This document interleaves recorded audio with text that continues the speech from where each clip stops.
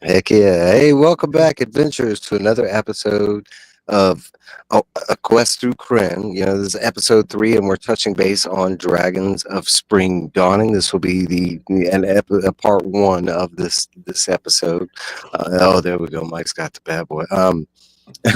I'm gonna do my little bio spill. I'm gonna touch base with the chat, introduce my featured guests, my brothers in this journey. We got Trev, we got Knight of the Black Rose, which is Tony, and then we got Beckermin's Wanderlust, which is Mike. And Jesse will be here, but he's running a little late. Yeah, I don't know how late, but hopefully he shows up soon. So he can get on in the conversation. Um, we don't have a mass follow. Speak of the devil. Look at that. Wait, what? Say his name and he appears. All right, there we go. Hey, Jesse, how's it going? Perfect time. Good day, gentlemen. Nice to see you guys. Welcome back, Becker. All right, I'm going to say hi to our one guest that we have right now. Hey, Hungry D, thanks for stopping by, and I'll pop on other people's comments and say hi to them as they pop on by.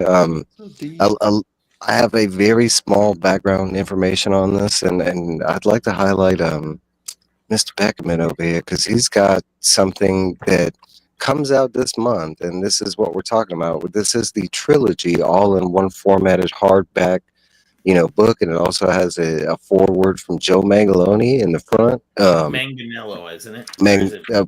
No, I like Mangaloni. My version. No, I'm playing. I said it wrong. I'm bad with names, guys.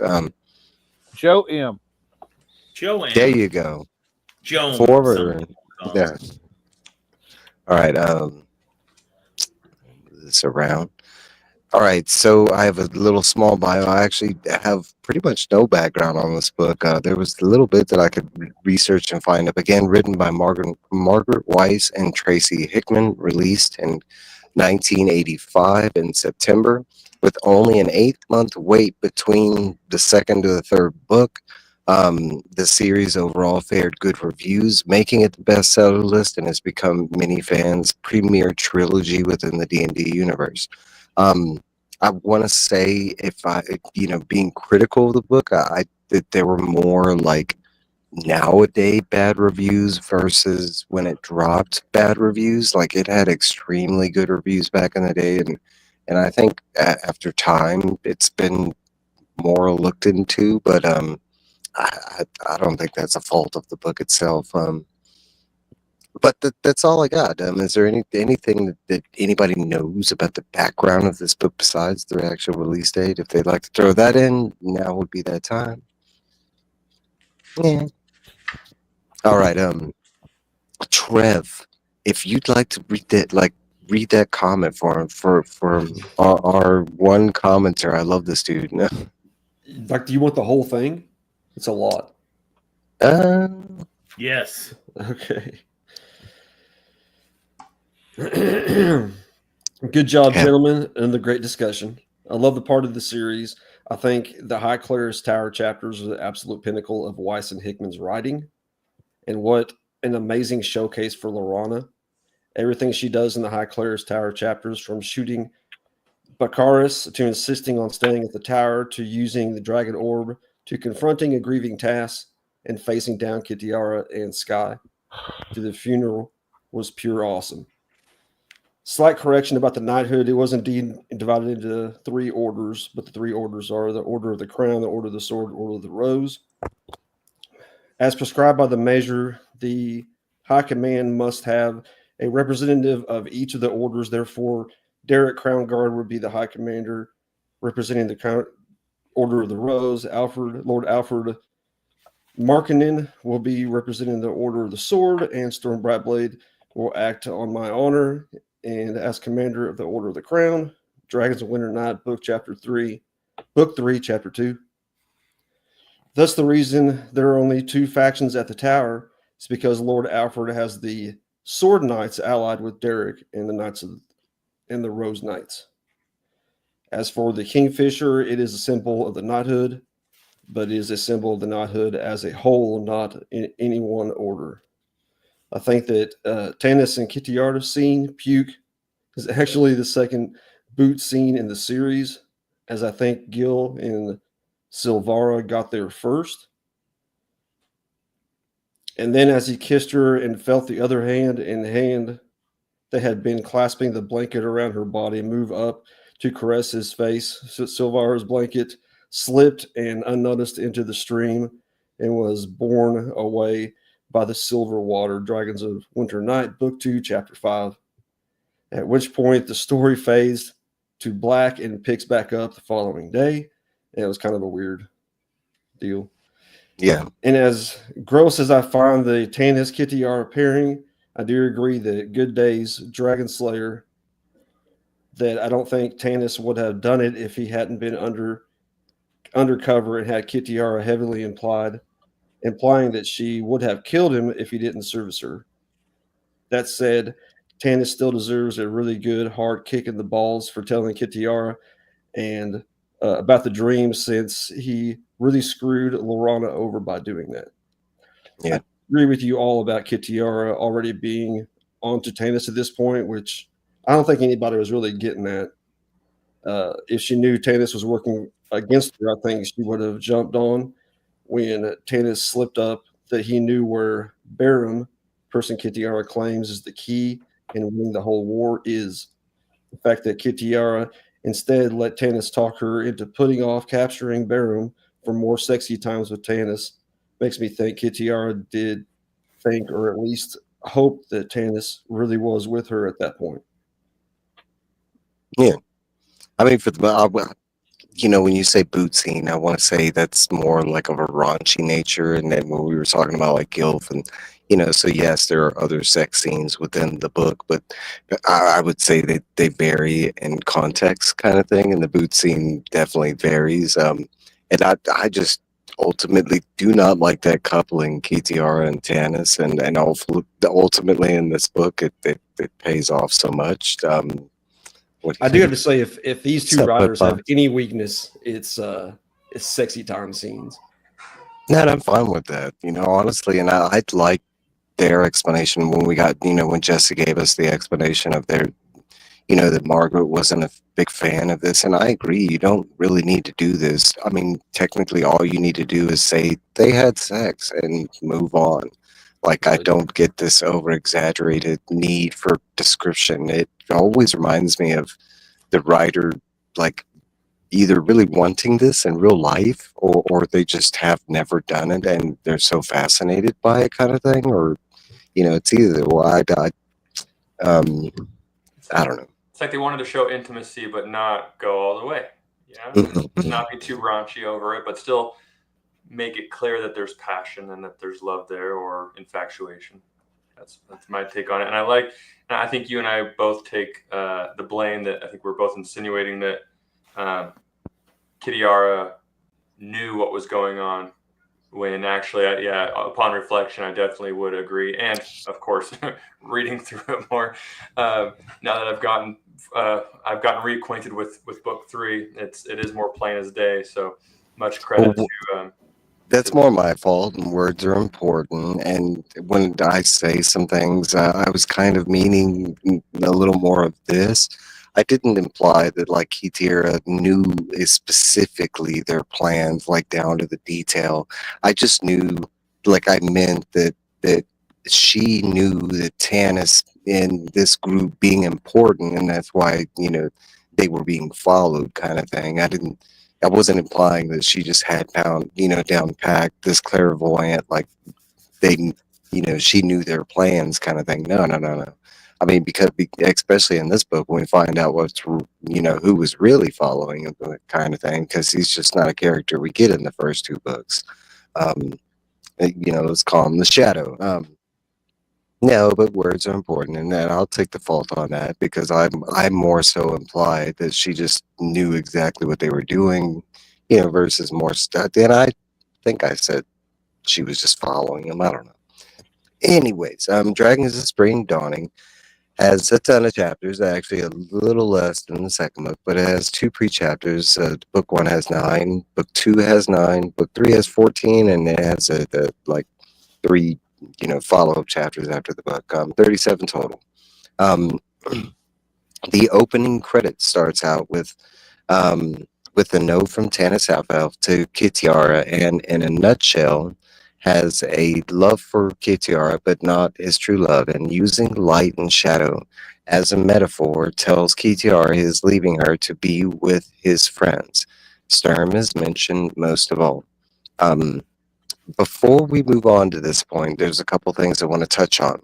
First off, this is like my handwritten, hand thought out cliff notes. You know, none of these guys are coming up with it. This is just me. So this is my interpretation. This is like my, you know, so there might be times that I miscrew things and stuff, and that's why I'm 100% on correcting the F out of me if I miscrew these things. And there are times in this book, and several of these books where I've had to really, really, really dissect, you know, and find out what's going on, kind of thing. There's some confusing parts. Before we move on past this, because I knew some of our members were missing from previous episodes, would anybody like to add anything from the second book, Mike? Yeah. No, I think you guys. I did go back and hit the highlights, and of course I watched you guys go over my favorite part, which is Sturm's sacrifice, and that ending of that book, that rival. I love it. Empire love it. Strike Back for me for like It's childhood so good. trauma.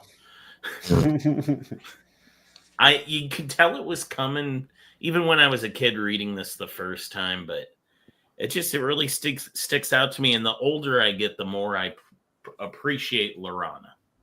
Yeah. I would have to agree.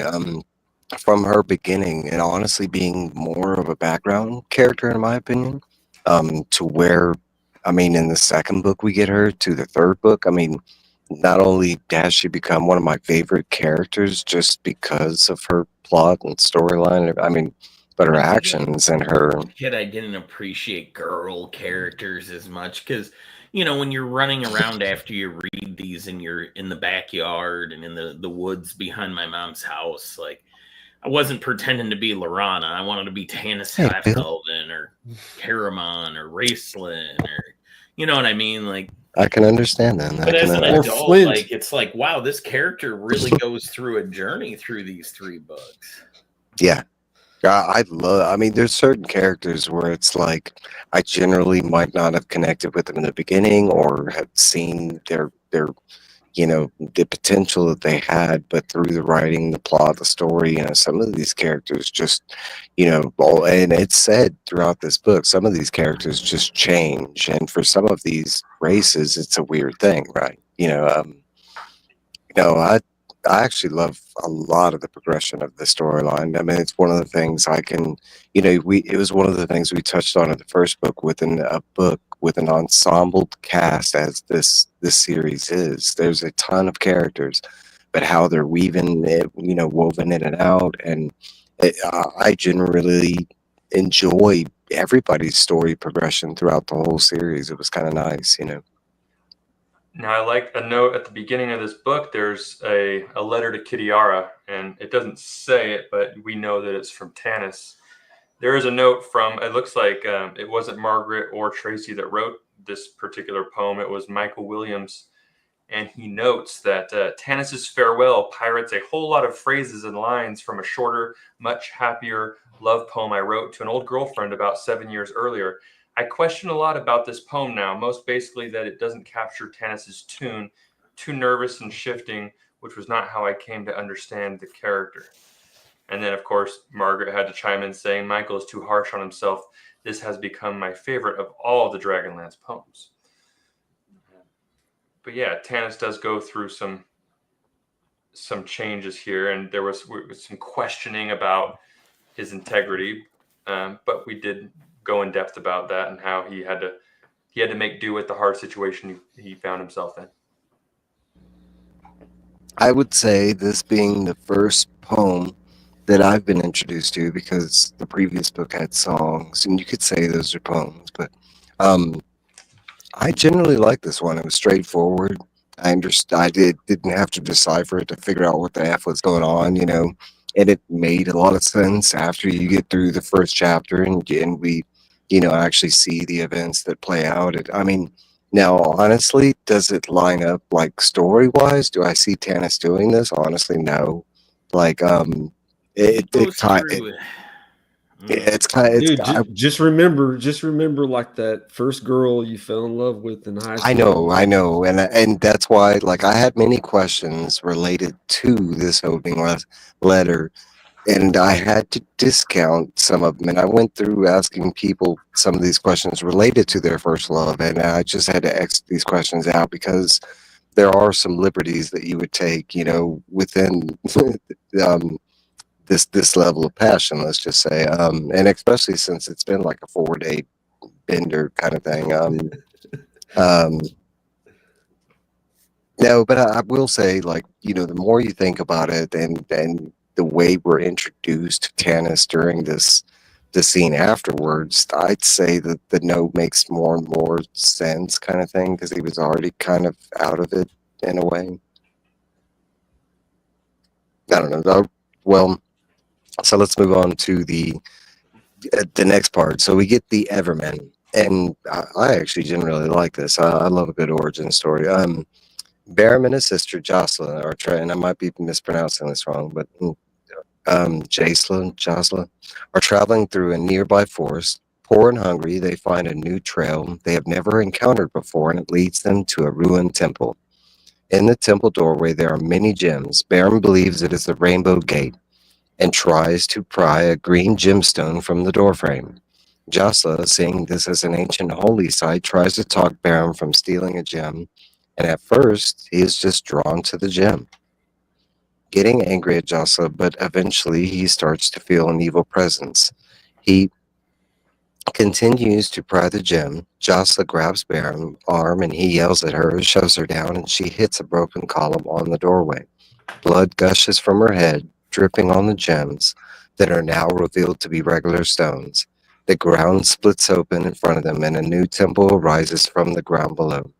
Beckermin feels a burning sensation in his chest, and then he is woken up by Marquesta aboard the Percheon, who orders the crew to prepare to leave to the next day. Beckermin restarts the dream.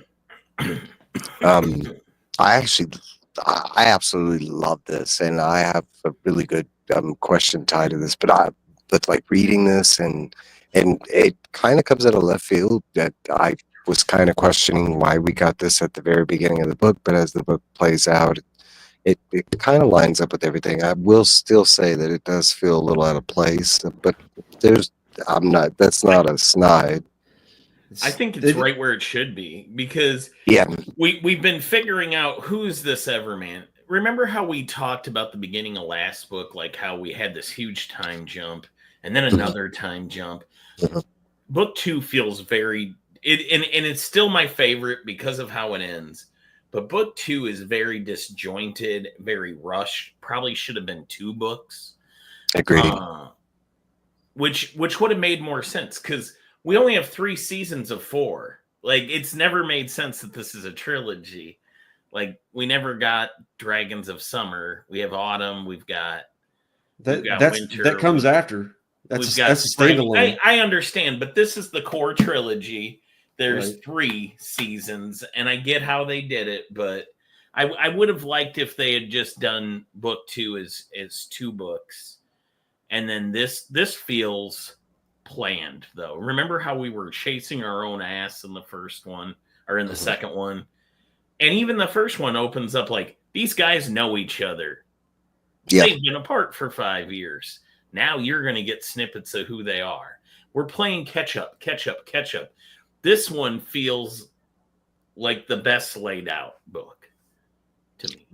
Honestly, it felt like the best catch up because it was one of the biggest puzzle pieces that were missing as we were progressing through these books. Yeah, if you don't know who the Everman is, you've never understood like what made him important, how he keeps coming back. When is the Gollum deal? Isn't that the beginning of movie 3? The Smeagol? The Smeagol backstory, yeah. Yeah, isn't it kind of laid out kind of the same? I would say that feels less disjointed, though. Like, you know what I mean? This is you got to think about it in D&D terms too. It's not really, it's D&D first and the story second, I think. Yeah, I agree. I could agree. For layout, this is my favorite book, is what I was just trying to say. Like, I don't really want to compare it to the Rings because that's a completely.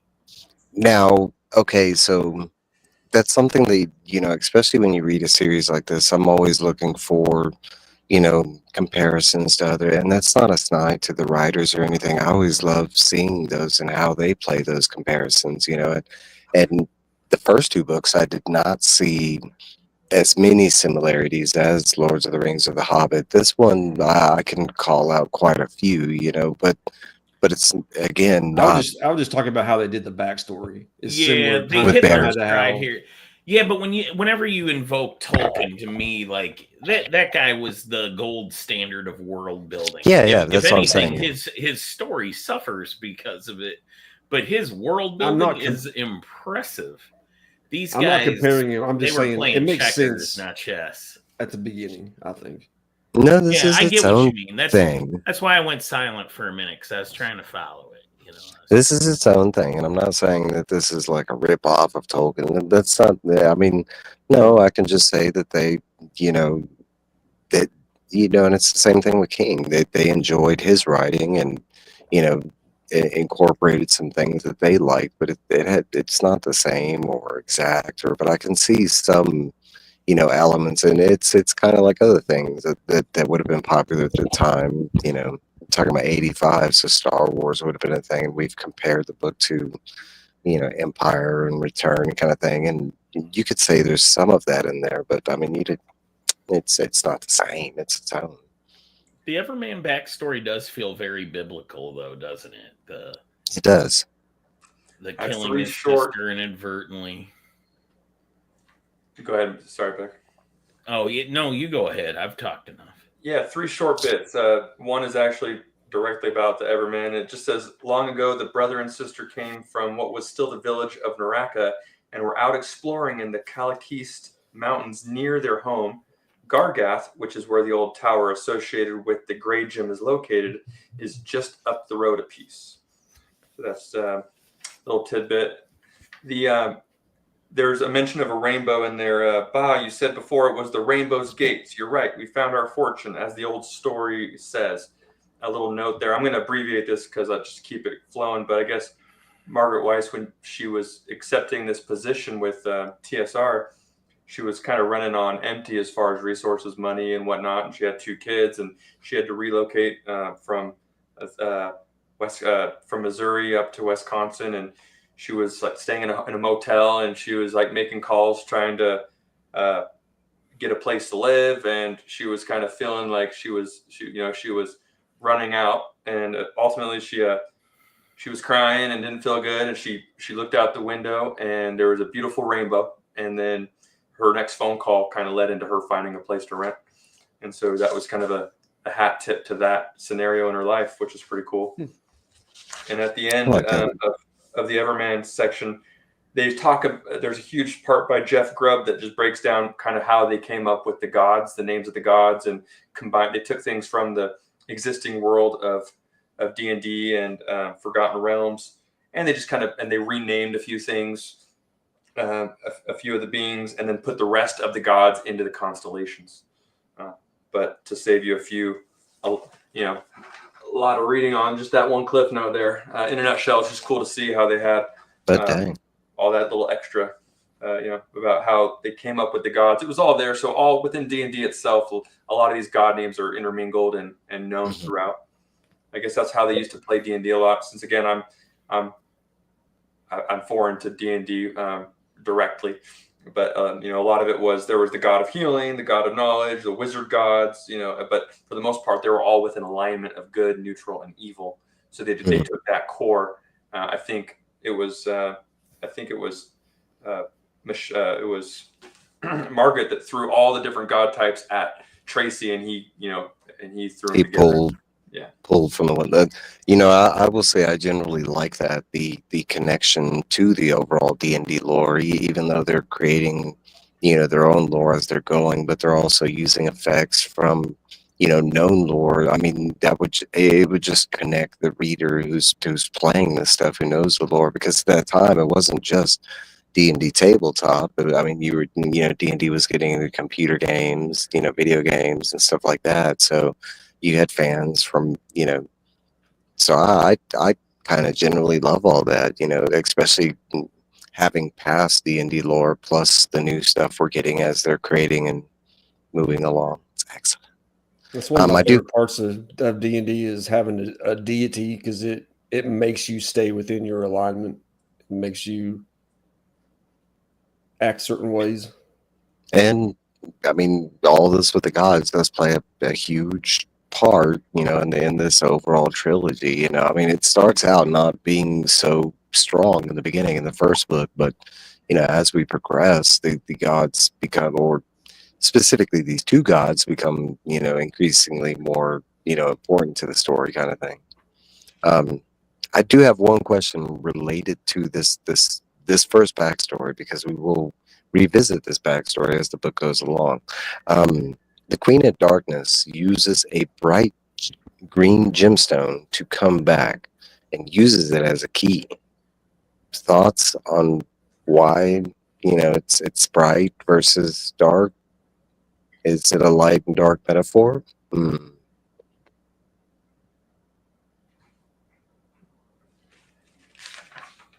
Nobody ever thought. I mean, she's known as the Queen of Darkness, and the thing she uses to appeal to a human is the bright green gemstone, and she uses that to stick it in his chest, and it is the key. We'll talk about that later, but well, color wise, I know that they had, they mentioned in previous books on the notes that they do they just essentially attributed green as an evil color for no really apparent reason, except it just felt right. Jealousy, envy. Dang it! Always green and the purples and the Money blacks. is evil. Money Yeah, is it is. No, that's easy. It's also imaginary. No, but Well, the value of it is. But I just thought that was interesting that we find out that that's how our girl comes back to the world, being the Queen of Darkness, and she uses bright green gemstone. Yeah. To the point where this thing glows in the dark, kind of thing. I guess I never really questioned I always just figured he was being tempted by riches. And also, this time around of reading, did they ever say, it's clear they both lived through the cataclysm, but how many years after the cataclysm was this? This is directly after like, so we're talking about within like the year or two after. Yes, we're talking about the year or directly after, like, which is one of the things. I don't remember who I commented this to, but I stated I thought it was like pretty crazy that she had gotten defeated by miraculously events, but already had like a plan instantly, like after her defeat, to come back into the world. You're viewing the cataclysm like the gods got beat. No, the gods punished. No, I'm talking about just her. She got defeated a while before the cataclysm. Yeah, that's way before it? Yeah. Oh, okay. So I misspoke. I'm sorry. Okay, so there was this. So she did have time to prepare, because I thought that was a little like out of play. That was my misconfusion, on when she was banished the first time. Why humanity fell was. The time of Huma is, I want to say, like hundreds of years before the cataclysm. Maybe even thousands. I was thinking it was generally near that. And man gets confident in the power of the good gods, right? And they kind of fall in love with the smell of their own BO. They think they don't stink. They think the gods should make us equal to them now, and that's how the king priest of Istar brings ruin upon the world. But my whole misconfusion, it still didn't muddle like how badass the queen was. If anything, it like propelled her, because I was like, damn, this girl gets defeated and she's instantly got a plan to come back into the world. I was like, this crafty girl, No, but that makes more sense that there was a mass general time between the time when she was defeated and but Mhm. and for context, people, this is not talked about within this book. This is stuff that happened previously. We're talking about that lore that they set up. Yeah, because they 1,000 years, mentioned. right at 1,000 years before the cataclysm was human. Okay. Not really an answer to that question that I asked. It was just something that I thought was interesting. That she used, this bright green gemstone to come back in the world.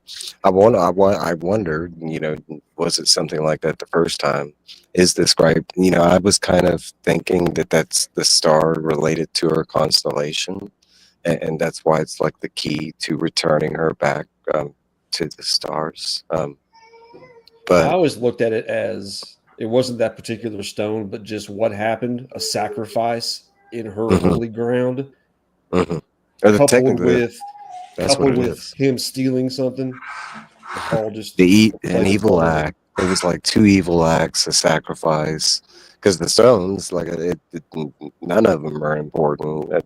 The stone that she gives him is after she appears. This is later on in the book, but I want to say that's a magical effect that she does because the whole temple that he was standing in front of disappears and her temple arises and she appears as the Hydra and stuff. And the stone that she sticks in him specifically, I don't even think that comes from that same column. I think she Right. just met. That's why like I assumed that this could be a star that was related to her constellation kind of thing. What's up, CJ? Thanks for That's stopping by. CJ. I don't know. Just a side thing I noticed. Well, but I will say that I absolutely love this origin story with Barham and his sister. That this whole like getting to know Barham a lot more and understanding him. I mean, as we go along, especially from a new reader standpoint, it made 100% sense. It wasn't something that came out of left field where I was like, "Oh, this is some Deus Ex Machina stuff." No, it felt right. I was like, okay, that's why all this has gone down. It made 100% sense. Thanks Hello, very Tom much, Kearney. CJ. If he's gonna only give one hello, I want it to be mine. I already said. All right, well, let's move along.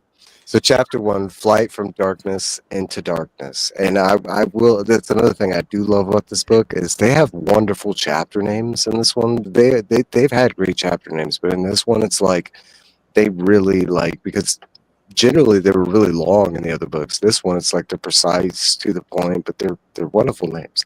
All right, Flight from Darkness into Darkness. Tanis, still in draconian armor, leaves the Saltbreeze Inn a little after midnight. Before he is able to leave, the innkeeper questions Tanis about where he is going. Tanis answers as a draconian officer, stating he had left a note for the Dragon High Lord. See attached note. Mention it has been 3 days since Tanis had left the room, and that Tanis thinks the High Lord is or near Salamnia. Tanis leaves, and a draconian, playing drunk, activates and follows Tanis. With a heavy snowstorm outside of Flotsam, Tanis tries to see if he is being followed, but due to the storm, cannot and focuses on finding his friends. Friends in, which turns out to be named the Jetties. Finds the inn and no desk clerk, he makes his way upstairs, still not noticing he was being followed. Upstairs, Caramon and Raist hear someone outside their room and prepare for battle. Caramon opens the door and grabs Tanis and brings him inside while Raist prepares to web him up. But Tanis speaks and they stop. Caramon rejoices to see Tanis, Raist not so much. Caramon begins to ask Tanis about the 4 days, but is detoured due to Tanis's condition. He's frozen and currently a little zombied out due to guilt-stricken. Caramon wakes Goldmoon and Riverwind, and Race asks Tanis about his whereabouts. He comes back with a pre-planned story found by High Lord and commanded into his military duties because of the armor he wore, and eventually he escaped. Race instantly knows he is lying, but before he can question Tanis further, Goldmoon and Riverwind wake up and greet Tanis, and questions resume. Tanis tells them some info. They are safe, and the enemy is looking for Baron. Both Tanis and Race know the group won't doubt Tanis, so Race doesn't continue his questions. Tanis plays the tired card, expressing they need to leave now, and snaps at Goldmoon. After she reminds him of the current storm, Tanis apologizes, blaming stress, and goes to sleep on the floor. Plays to go to sleep, being to overcome in his guilt. In the early morning, the Dragon High Lord returns and is greeted by a Draconian. They head upstairs. Kitiara opens her bedroom at the inn and notices Tanis is gone. The Draconian tells Kitiara where Tanis went and that he is with friends. She instructs him to continue to follow him/them. The Draconian wonders why Kitiara is so focused on Tanis, and after 2 failures, she orders him away. He leaves. Kitiara finds the note and goes berserk, and that's where this chapter leaves off. And as we go, these chapters are like meaty full. Like you talk about the info that is relayed in each individual chapter, and I love it. I got a question related to this one. And it goes back into the truth versus lies. In multiple situations, Tanis, chose to lie. I mean, we're talking about the Kitiara situation, and i.e., his friends. If Tanis would have told the truth, thoughts versus how that would have gone down versus him having to lie to them. If he would have just been straightforward and been like, hey, I got captured by Kitiara, I had to play, even though I was in love with her, if he would have just... he doesn't hold out very long. He breaks No, down he doesn't. and tells them the truth pretty quick. Well, he doesn't have a He's choice forced to. Yeah, he's forced to. He's forced to, but this isn't a good look for Tanis, this book. But another thing is all the exchanges with the group. We've been. This is our 3rd book. Mm-hmm. I would just like to stop. I was going to wait till we got on the boat, but I want to point out: does anybody else notice that from book 1 to now, these are written much better? I will agree. For sure. Yes, I will say, by this book, it seems like they got the pattern down to how they want to Maybe they formulate got a the better story. editor that was like, hey, you don't need to keep explaining that Riverwind's willing to die for Tanis. There's just certain things that we stop seeing, and it's like, now that I'm reading this with a critical eye, because I'm going to discuss it with you guys, and I want you to think I'm smart, so I can keep my con going. I notice it's better written than from book 1 to book 3, leaving out book 2 and some of its editing errors. There's just big leaps and bounds of storytelling here. It's a lot cleaner. I only noticed through the just feeling that I'm just more entrenched and invested on it. I want to learn more about the story as it goes, and that's a testament to what you're saying for sure. Is that after each book, I just wanted to keep going and going. As long as it was written by Weis and Hickman, I was totally down to read it, and it to me it just gets better and better. I can see the trend, and I have in these 3 books, and someone that reads more than 200 books a year, I can say that this book is fantastic as far as progression, the outline, the movement of the book in general. Like you said, it's more immersive. Not only that, but it's layered with lore. You talk about how hard that is to do within a written story, and you're trying to finite the story at this point while setting up some other cool stuff that's going to happen in other books. No, and you can literally tell that the first 2 were kind of them working out the kinks of them working together, but you can also see the progression of them becoming the team and writing well together, kind of thing. And like Becker had pointed out, there's a lot of this and that you don't see in this book. There's less. The comedy's still there, but there's less of that, which is a good thing, bad thing, because... And I'm not even talking about the events. I'm just talking about the layout, the skills, the craft of writing. is more polished in this. And I don't know if it just meant that the writers had to come together and kind of hit their stride. That probably played a big role in it. The more you work with somebody, anybody that's ever had a coworker knows the longer you've worked together, the better, the smoother things get. It shines. It shows. I agree. Well, what had Hickman even done really before this?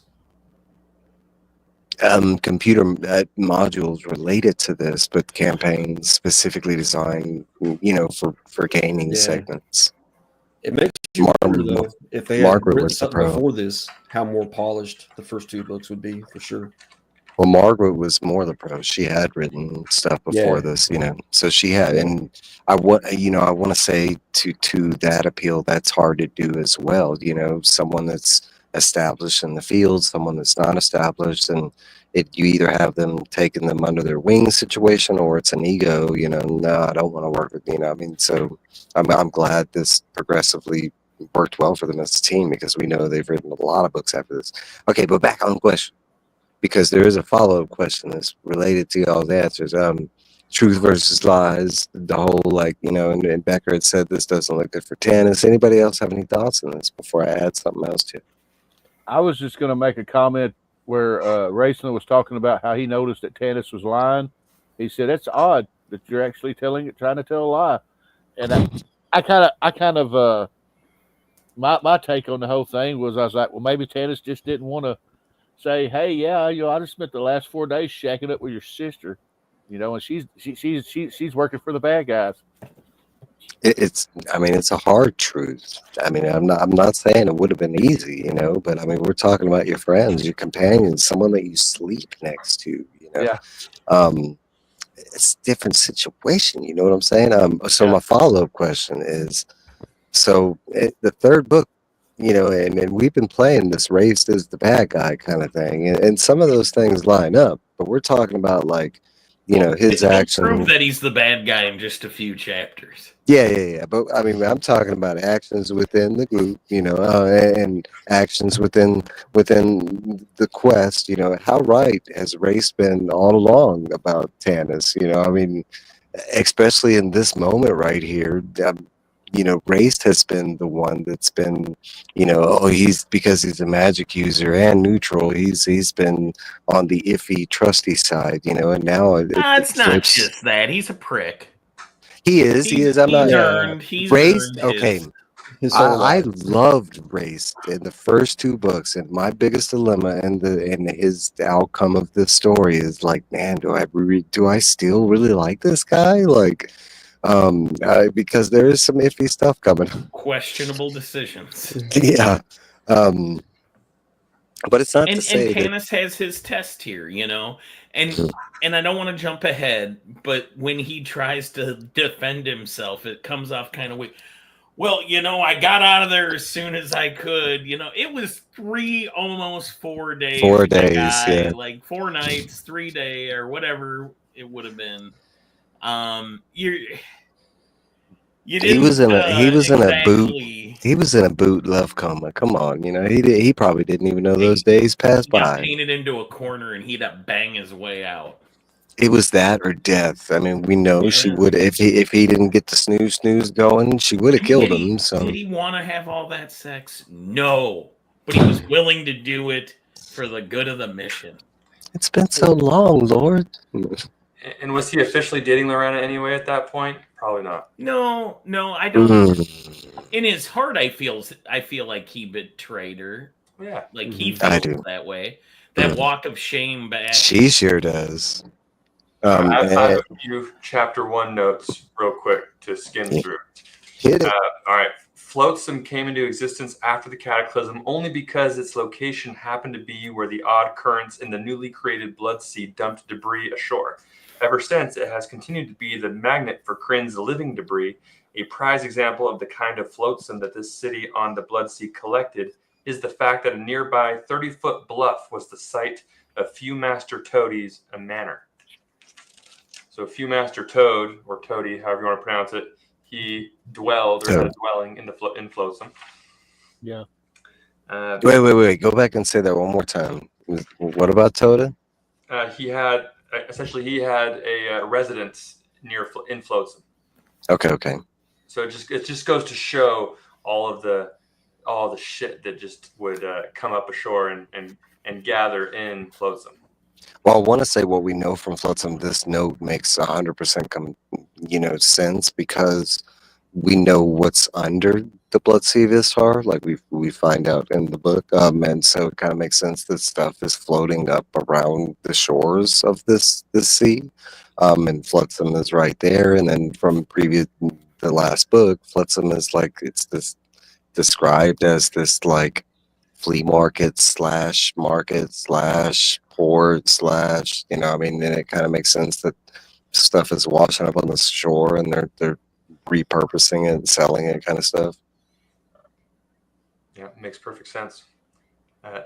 Now, about draconians, though occasionally a draconian is referred to as he, there are no female draconians. Rumor has it that there were female draconian eggs, but that these were not allowed to hatch because the human commanders feared that if allowed to breed, the draconians would grow too strong. See The Doom Brigade by Margaret Weis and Don Perrin. That's interesting. And then, I like that. I know there's some.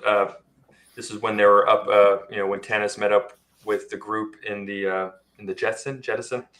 Raistlin and Carmon learned that they could work well together during their mercenary years, told in Brothers in Arms. That's a prequel book after Soulforge. The two had planned this career for themselves ever since they were young. Raistlin has common sense enough to realize that he needs his stronger brother's protection in a fight. And then there was some sort of web spell, and Margaret just said, haven't seen a web spell for a while. And Tanis snarling, especially at Gold Moon, I loved this moment. It provided us with the first signs of Tanis losing the sheen on his armor. And that was from Margaret Weis. I will say I did like that moment when he snaps at Gold Moon. He's like, "No, we got to leave now." And they're like, "Why? There's a snowstorm going on, Tanis. You okay?" And I will say that I do like the web spell, and I did notice that she's using it quite a bit. So I kind of figured she just liked that spell. So that sounds right. I have one more note before I want to get too far, because we're about to leave chapter 1.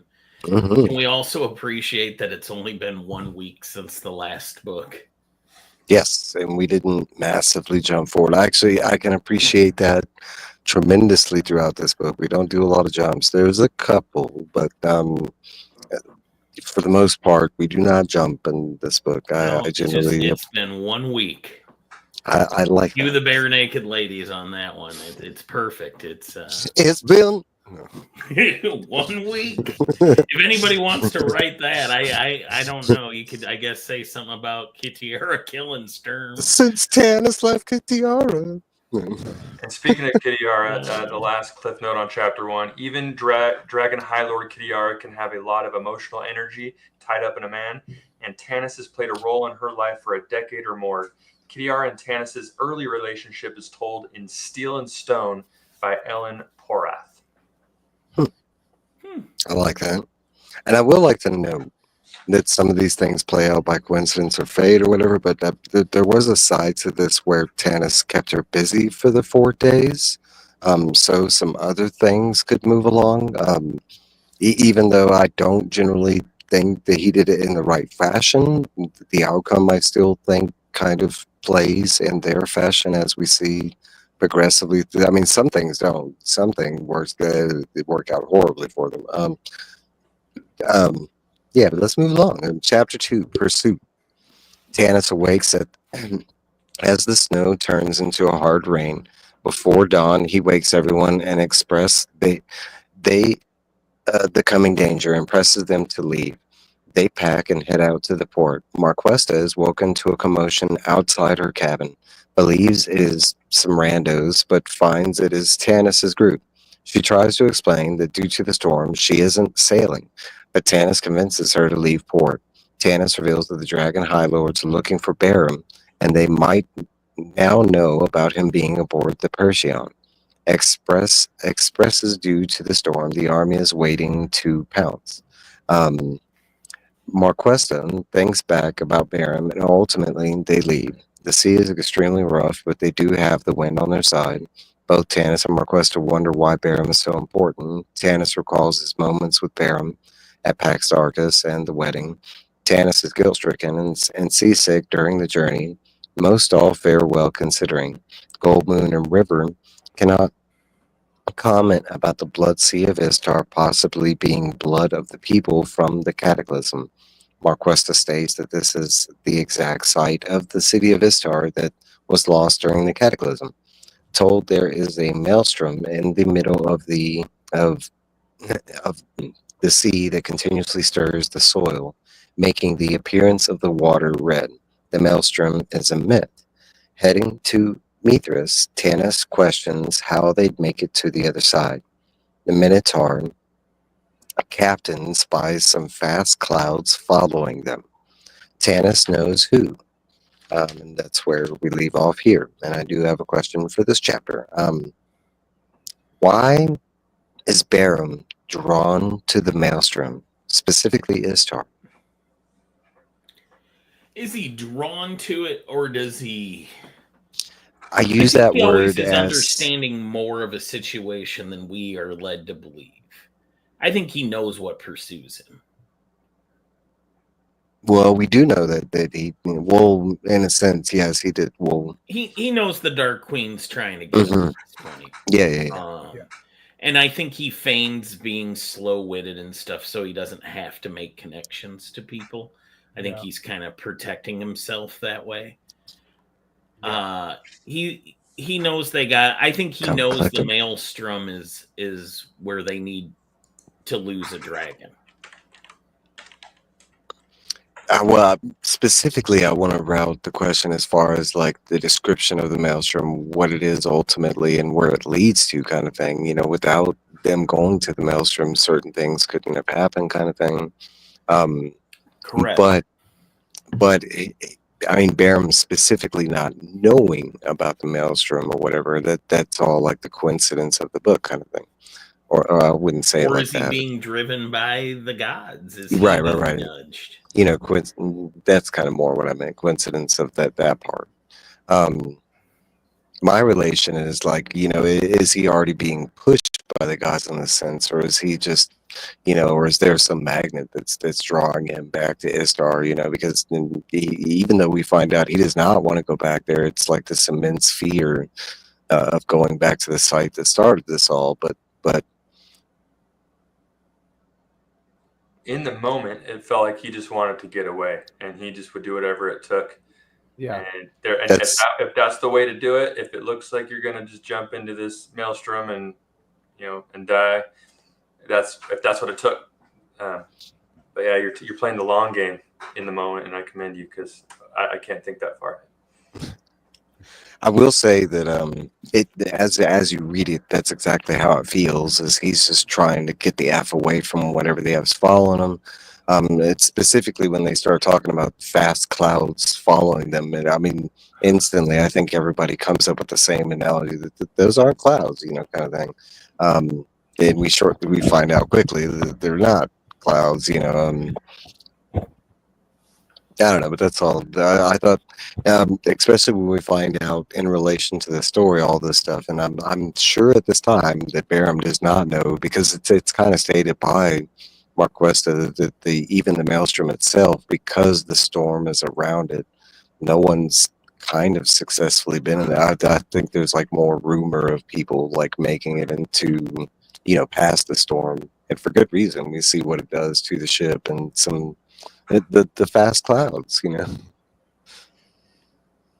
All right, we'll move along at chapter 3, Gathering Darkness, and I love this chapter. It was fantastic.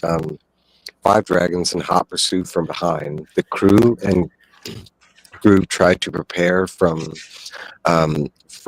this news. Race finally speaks up, stating Tanis to either have been followed or he betrayed them.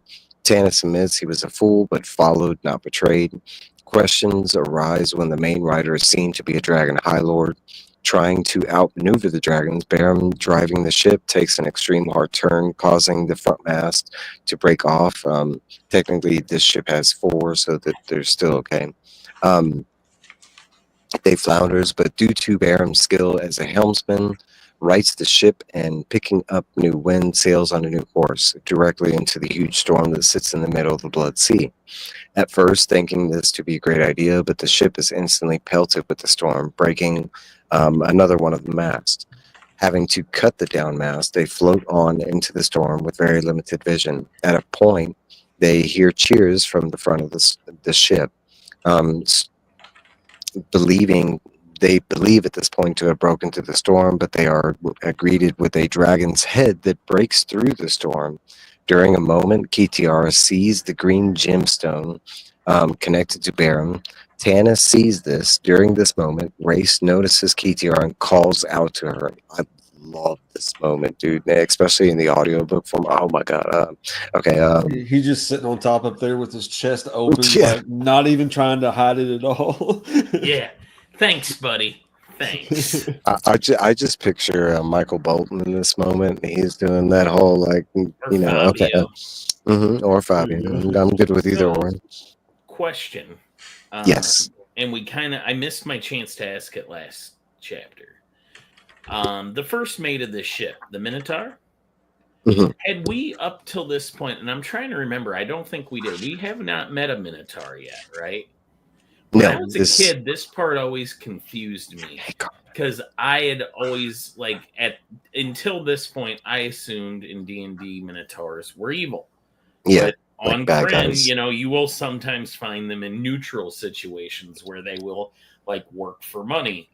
And there's a really good story involving a Minotaur in one of the short story books of Dragonlance. But I just wanted to acknowledge that. Was anybody else just kind of surprised at a casual Minotaur appearance? I think did it not mention Kaz with Huma in the story?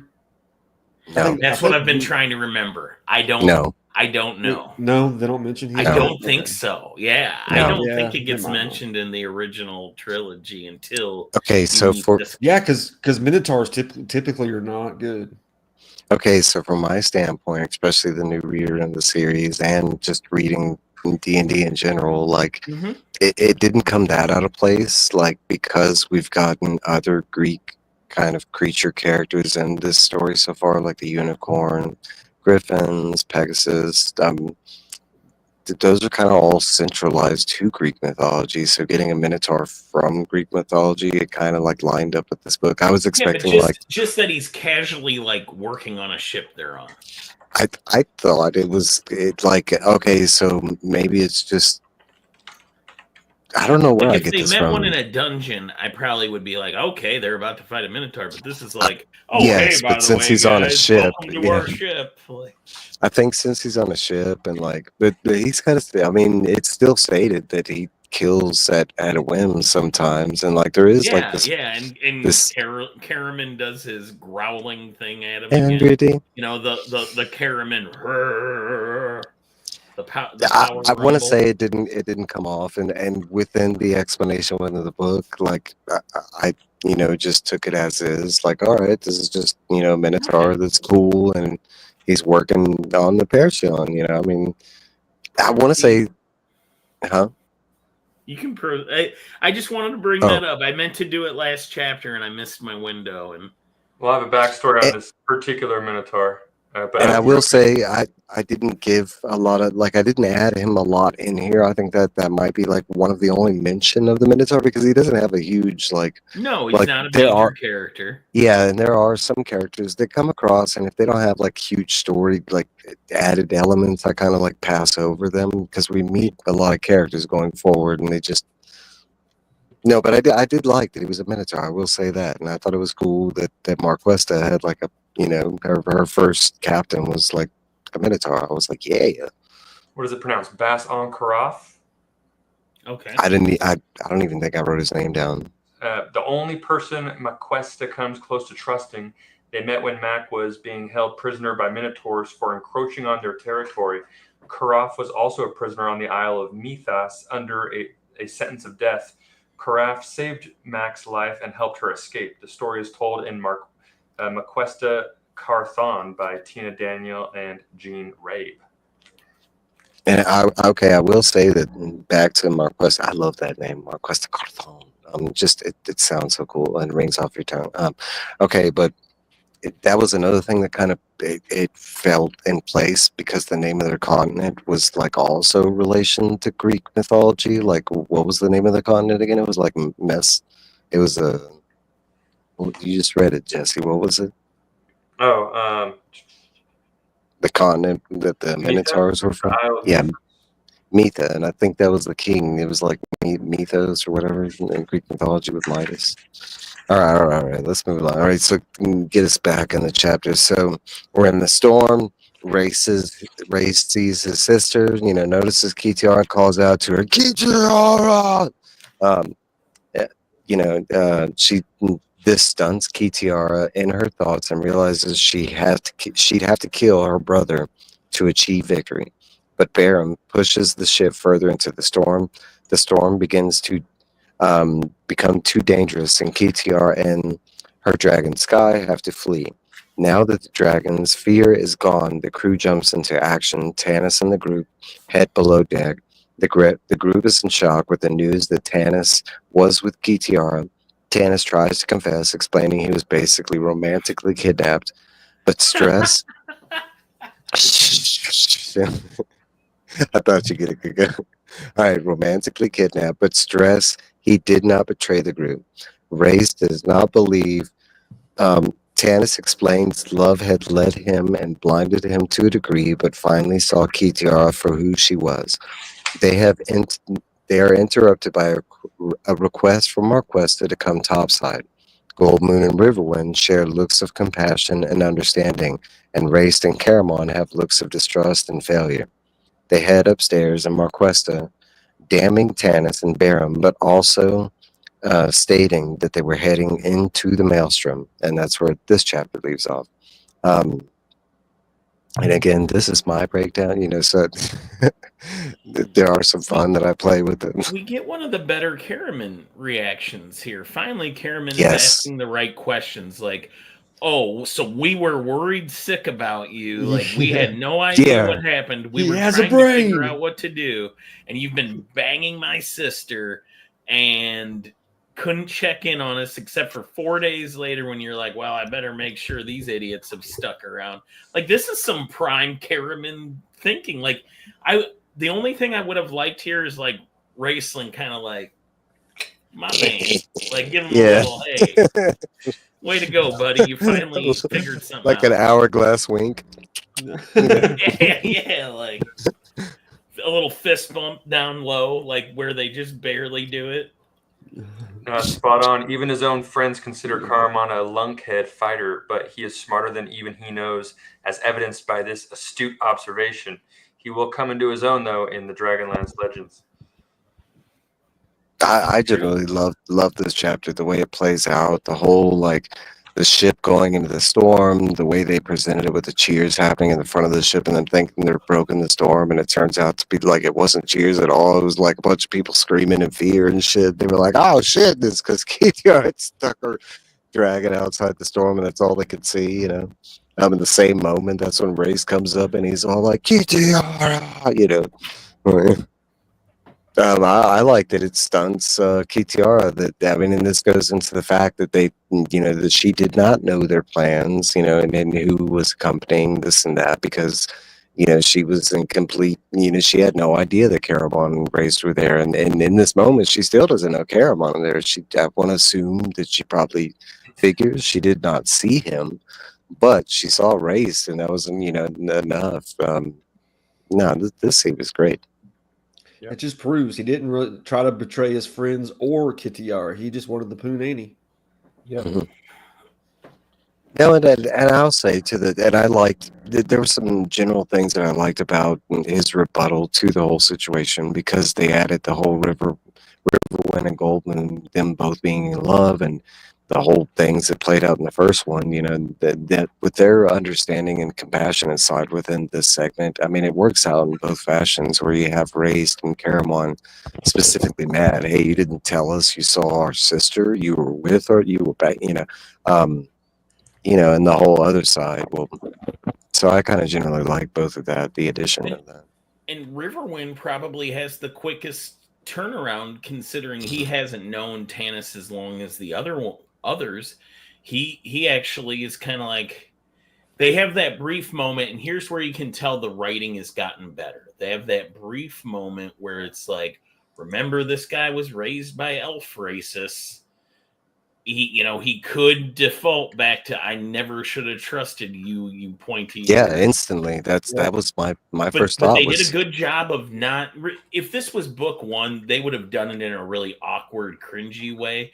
Whereas I think this was kind of just added in to provide the context to the situation. And then Riverwind's just kind of like, not happy. You're my friend, and I know what it's like to be in love and maybe doing things you probably shouldn't do in the name of love. And he walks away. And Gold Moon, she's all heart, so she's gonna forgive anybody. She's the healer. So this is really good character building, because I don't question for a second that Gold Moon's gonna be all like, "Oh, Tanis, poor Tanis," and Tika is kind of an empty head, and she's just like, "Well, he's in love, I get it." And everybody else the twins are for once on the same page. They're like, "I can't believe." An interesting thing about Sky's reaction to the maelstrom, and he just wanted to, only the supreme will of his master kept Sky from fleeing this perilous storm and flying to the safety of calmer skies. A note, unusual, because Kitiara and Sky are one. Kitiara's rise in the Dark Queen's hierarchy has been helped by her alliance with Sky. The Blue Dragon, on occasion,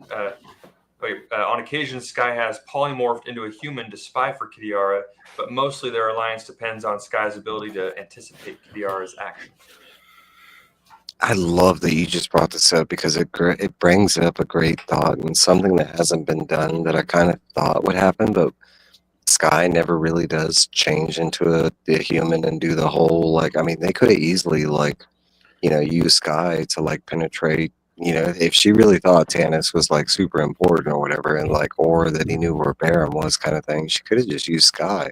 Them not even knowing what Sky looked like as a human or elf or whatever she wanted to change into, kind of thing. I'm not necessarily sure dragons can change to humans at will. It's specific with certain dragons. I don't know. That's a good question. They don't really flesh that out.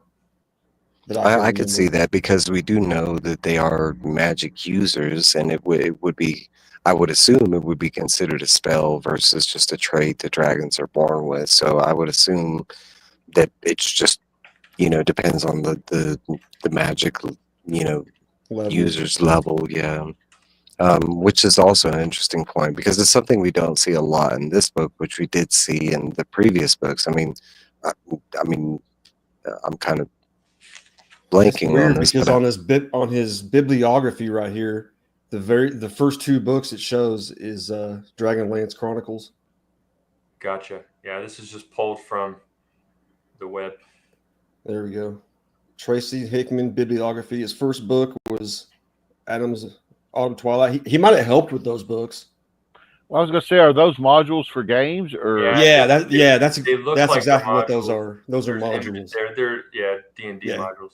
Yeah, because they are, because specifically Dragons of Desolation and Rashia, and that I played all those Dragons of Hope. They were great PC games. All right, back on top. All right, so anything else? Add anything? I don't have any questions specifically for this chapter. I do for the next one. Anybody?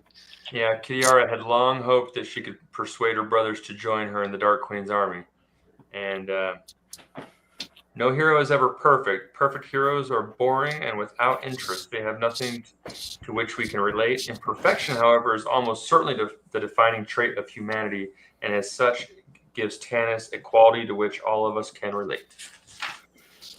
It's okay. Another interesting topic, because we do know Ray's outcome by the end of the book, right? And his choices and actions and stuff. And this moment when he calls out to Kitiara, is this a scene where he's mad at her, or is this a scene where he's all like, "Bro, I need a business card," or, um, because when you read it, it comes across like he's mad at Kitiara, but honestly, in the whole like end of things, it could be just where Race is like, "Hey, KTR, come and get me!" Like, um, Mhm.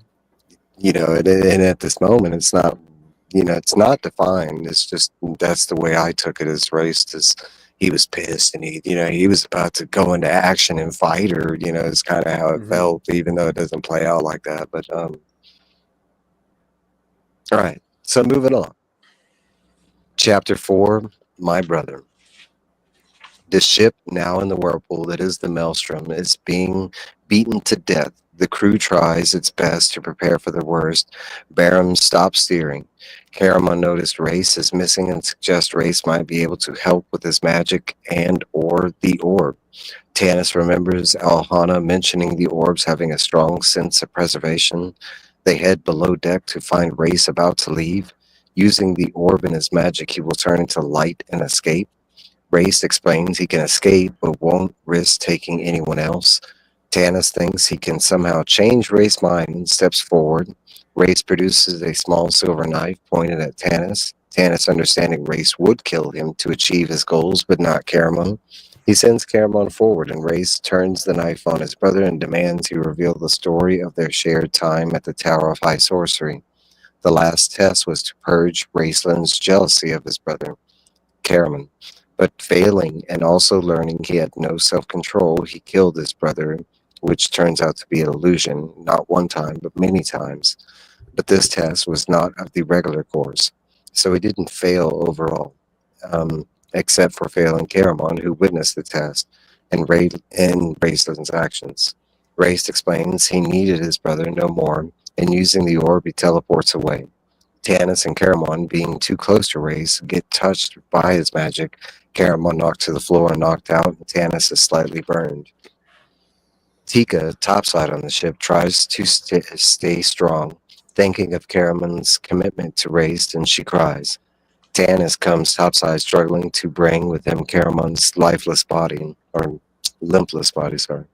Tanis, slightly blinded, calls for Goldmoon to heal Caramon.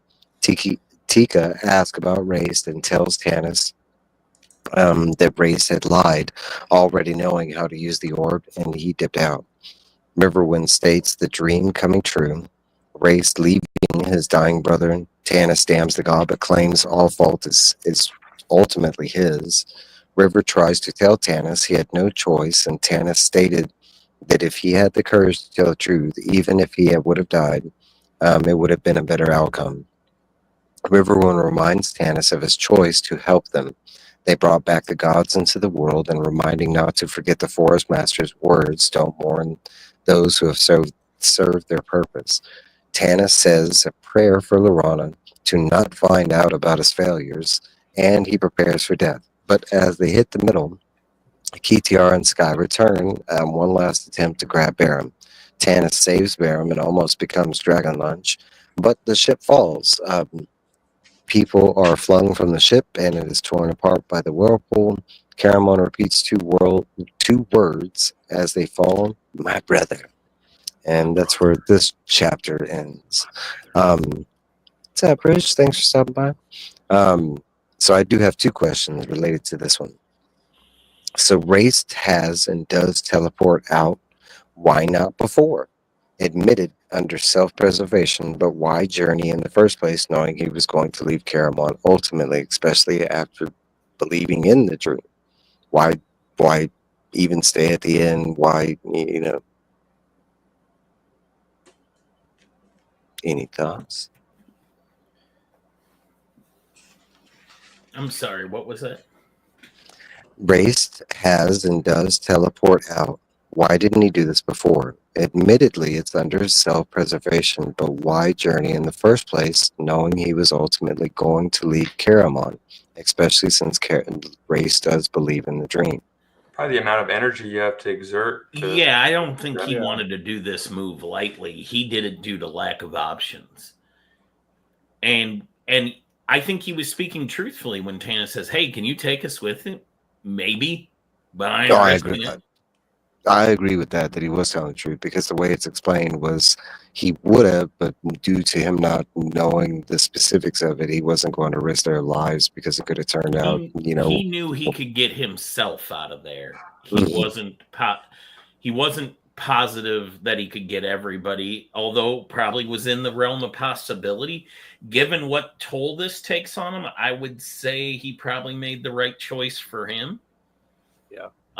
Yeah. But now we see the self-serving of Raceland, right? He, Mhm. because Tanis is like, "Fine, you're not going to take your brother." Like, it's crazy how Tanis goes from can you get us all out of here? No. To Can just you get take your care of. brother? Yeah. Can you take care of him? No, I don't want to do that. Yeah, I'm not So doing it. okay, I do have a follow-up question. This ties into what we're talking about right now. After knowing that Race would leave in the tower and the dream, and we're specifically talking about Carolyn, why stay committed besides being told his strength would save the world? What desire does Caramon hope for? Even after Race leaves this time, he's still praying for his brother. Is it in the hopes that Race would ultimately change and be that true brother, or is it something else? Don't you think this speaks to their codependence? So, Yep. Raceland is codependent on Caraman physically, but Mhm. Caraman's dependent on Raceland. He needs someone to take care of. He's got that Maturity. motherly. Yeah, he needs that relationship. It allows him somebody and something to give his life purpose, to focus on. Yeah. And then also, Race makes all their decisions for him. So he doesn't get bothered with thinking or anything. He can just be the big lummox he is. I like that too. And as Margaret Weis stated, I believe that Fiston Danielis has been persuading Raceland to use the Dragon Orb, although at this point, Raceland doesn't know the voice he hears whispering in his soul. It is a question that comes up later on, because that many times in this book that plays a part. And he flicked a silver dagger at Tanis out of nowhere. He pulled it out of his robes. Huma ordered that all mages should be allowed to carry one small bladed weapon as a defense in memory of the murder of his faithful friend, Magus. But Huma probably did not intend one to be used like this. And that dagger did not just come out of nowhere. It actually made its first appearance in the second book when he pulled it out the first time and revealed that he had it in a secret pocket. So it wasn't out of context or anything. I mean, we know the boy's got some secret pockets and shit. I like what he did with the slew of silver that came out of nowhere when he teleports. He's like, and he just throws out this like vial of silver that uses to turn into literally light. And Well, the wizard's going to have his components for his spell. Absolutely. Brett Tanis describes it looks like it came from his fingertips, which would have been really cool to see. Some T2 stuff, just some liquid metal coming from this dude's fingertips. I generally love this scene, and I will say this part came out of left field for me, especially because we're following into the maelstrom. We've been through many dire situations, so I didn't think this was going to be the part where Race was just like, "Deuces, see y'all later." It felt like it came out of nowhere, didn't it? I will say yes. Now it does fit, like as far as where we go in the story, but it's still okay. Some of the events with Race kind of are going to be questioned, and they do come up kind of unexpectedly, I'll say. But not so much. He's got a Fist and Dental spell book. I'm not surprised by anything he does. See, I'll give him more context, because I didn't even know this Fistodantulus guy is a bad guy, or bad alignment, or because and that's because this is your first read through. We'll learn more about him in future books. No, but there is that question of this inner voice and who's leading some of his actions. I want to say the book does imply that it could be the Dragon Orb, but even that's dissuaded by the end of the book, kind of thing. So I mean, there's elements that are being played as you read along, you know. All right, no, chapter 5. And I'm probably going to say this wrong, but the chronicler and the mage. We meet Astinus of Palanthus, a historian that works in the library of Palanthus. He records Krynn's present um, and past. While recording his data, he is interrupted by an aesthetic named Bertram. Bertram tells Astinus a man is dying on the doorsteps of the library. At first, Astinus only records the new data and makes sure that they remove the body. Once he is told that this man's name is Raceland, Astinus changes his orders and has the aesthetics take Race into the library. There is a sense that Astinus knows of Raceland. He tells the aesthetics that he will be seen at the end of his day if he has time. Astinus goes back to work. Bertram does what he is told and wonders why Race is so important. We switch to Race, and Race is dying, too weak to move, let alone cast any spells. He thinks about himself being alone and then remembers the voice within, passes out, and wakes inside the library. Race is moving on the information that the orb told him about the library. He believes within the books hidden is the answer to himself healing. Race is mad when he learns he'd have to wait to talk to Astinus, needing to gain entry into the library. He passes out thinking everybody on the ship is dead. He wakes and Bertram and Astinus are with him. They both have a glance of knowing towards another. Race starts off the conversation angry due to having to wait. Race is told the importance of Astinus's work. Race asks permission to spend his remaining days studying the library. Race spends time going through spellbooks, but realizing without a key, he cannot read any of the books. Race goes berserk, ripping the room apart, using physical and magical attacks. The aesthetics get spooked and call Astinus. Astinus comes, waits, and Race eventually calms down. Astinus sends the monks away and goes in alone. Race is collapsed on the floor and remarks that nobody recorded the keys to unlock the books, the key being lost. Race asks Astinus how he knew Race. Astinus does not answer and proceeds to walk out. Race screams at him, saying he is turning his back against the world. In a fury, Astinus explains his life and purpose, living since the beginning of time and forced to be reborn to record and chronicle the events that happen within Krynn. Race begs the god of neutrality, Lunatari, to save his life. Astinus states on the last perfect day the three gods would come together, Paladin in his radiance, Takaisis with her darkness, and Galeen, lord of neutrality. Each will offer a key of knowledge placed on an altar, and Astinus will place the history of Krynn, and the world will be complete and perfect. Race speaks to the voice within, claiming he knows who it is, and sparks a deal. Race dies, or appears to do so. Astinus stays for a moment and leaves and locks the room. That's where this chapter leaves off. So, this for me was the first mention of this god of neutrality, and specifically in like multiple contexts, because I had to go back and read that twice. Like, Race does pray to a god of neutrality called Lunatari, which we do know is like the moon that backs the neutral, you know. But then Astinus is like, you know, then there's this god of neutrality called Galeen. I'm not sure if they're referring to the same god or if these are different gods, but Galeen's name was new for me. The moons have different names than the gods that draw their power through them. Yeah. Okay. Kind of makes sense. I kind of felt like it was the same. I believe just a different name. The Takhisis's moon is called Nuatari. Yes. Yeah. Some have claimed that Astinus is actually one of the gods of Krynn. I will not dispute it. Tracy Hickman. The constellation, Gillian. Think of it as the main three gods are like the main three, and there's a lot of gods under them. Mm-hmm. Makes a lot of sense. And then again, this did not come out of like, like woo, like no, it felt right and everything, especially because we've already got the description of the 3 moons, the 3 rogue class wizards, so all this kind of ties in. I will like to say this: that there's a bunch of questions I have on this one.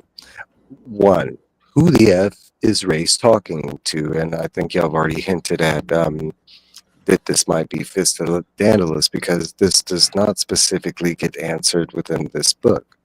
And it comes up quite a bit. I mean, this came from exactly the dream moment that was in the second book, and I was assuming it was this or that. Actually, I was kind of assuming it was Dechisis, but it kind of looks like that might not be the case. No, but a lot of this situation, like, okay, I can say with Asinus and Race, I don't know if y'all can maybe clue me in a little more on there without it being too spoiler. But this whole, like, because there's multiple moments when Asinus first meets Race, and, we understand why Asinus knows Race because he's this kind of ominous chronicler that just sees all and knows all, but just writes it down. He's kind of like the watcher. He doesn't interfere, but he watches everything. Okay, but so that part I understand, but that's not what's talked about within the pages of the book. It's made more sense that, like, Race, that Alcinous is actually looking at the person that's living within Race, this other voice, and that's who he's talking to, kind of thing.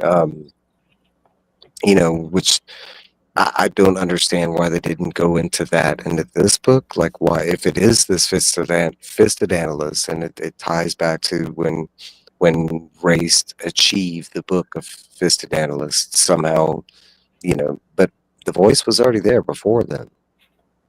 Yep. Well, like he said, he sees the present in the past, and he sees a past in Raceland that's beyond Raceland. So I guess the voice within him, was it already tapped out? And that, if it is, I know spoilers, we've already kind of touched on the Fistodandalus side. If he's in there, and and why isn't he helping him get up and be okay? Maybe he's not Raceland's to control. And that's why Raceland had to essentially beg, which he's not privy to do, a favor to read through and to be and study in the Great Library. That was another thing that's not really like expressed that maybe y'all could clue me in, but does Race officially die here and is somehow resurrected? What was because within the explanation I don't think we're of the book, ever meant to know. Like, I think you can just consider maybe he wasn't even dying. Maybe he was just spent and he thought he was, but it's all in it his seemed head. like he was at the end of his rope there, and he got another Astinus did say, chance. He says, I see somebody that's undying, and Astinus says, I see somebody that is dying. Yeah. That is dead. Or dying. I also want to contribute. There was another thought that I had that ties into how Race time is within hours. Well, the hours always count down, kind of thing. So I want to assume that whatever spell was originally placed on him had like an end game, and this is just the end game into Race. It feels like he's dying, kind of thing, but it was never intended to kill him. But that's just me throwing on some stuff if I had to. Because, in all contexts, because Aston stays and waits for this dude to stop breathing, waits some more after he stops breathing, then leaves and, like, literally locks the room. And, like, the book states that the room never opens again, ever. And Race is in the book after this point. So it was like, okay, is the Race that we get past this point? Is he just another entity, i.e. clone, i.e. shadow entity, i.e. some magic, which I don't think it is. I think it is Race. But it's like, okay, did he die and resurrect? And I get that it's ominous. It's left open, interpreted. I don't know. I think he was really hurt and injured from the magic, and he just needed deep rest. That's what I'm getting from it. You mentioned time, and this is a hardcore geek out note going deep into the lore of Krynn and everything. Because when Astinus was writing at the beginning, he mentions this day as above, after watch hour, falling 29, Bertram entered my study. So each of the hours in the Palanthian day were named. The two noted in the text here are afterwatch hour and restful hour, respectively. The hour itself was then divided into two sets of 30 minutes. Falling, referring to the minutes from the top of the hour down to the bottom half hour, and climbing, referring to the minutes from the bottom half hour to the top of the hour. Unlike our own system, however, the hour was considered to start at the bottom of the clock. It is not as difficult as it first sounds, however, since it has a direct Earth equivalent. Restful hour was around 9 o'clock p.m. This being the case, restful hour climbing 29 would be equal to saying 29 minutes before the hour of 9. Afterwatch hour falling 30, on the other hand, would be equal to saying 30 minutes past the hour of 8. I actually like all that. I love that deep cut, but first it kind of goes back to the whole like hourglass thing. I love that, like, and it's more representation of the time flowing, and then him being this watcher, chronicler, kind of thing. I mean, in context, it feels like that. Like this guy is literally just recording the moment. That there is no real heartful conversation between the two. Nothing like that. I mean, that does come later on, but and then the moments that we get, it's not really. It's more like Astinus is just stating and recording the things that are going around him, kind of thing. And Race just happened to end up there, because that's like Astinus waiting outside the room. He already knew, it's kind of like it leads me to other questions that I don't want to ask because they are,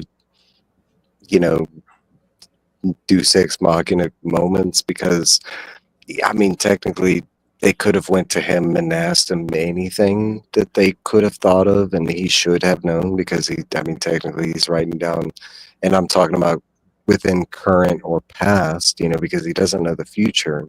But there's a lot of questions you can ask an individual like that has, it's basically Google that works, for the present and past. You could ask it like, hey, where was this located? I don't know. And, Well, Tracy, go ahead. I did want to go that route with questions because I understand why he's there and what he serves, and but there's a lot of questions that could have been like, well, how come they didn't do this, or how come they didn't do that? And there are a couple of instances in the book that is demonstrated, and I felt like that was perfectly enough, to demonstrate what he could and couldn't do, kind of thing, as far as help. Yeah. So do things happen if they are not recorded? I once asked Astinus this question. He replied that everything is recorded, just not always in his books. Right, because he sees everything. Mm-hmm. Mm-hmm. And that kind of... I think we understand very quickly, like, this is a guy that doesn't always reveal everything to you when you have conversations with him. He's the ultimate NPC, right? Like this guy is like a high level NPC because he knows everything you've ever done. Honestly, he reminds me of a genie.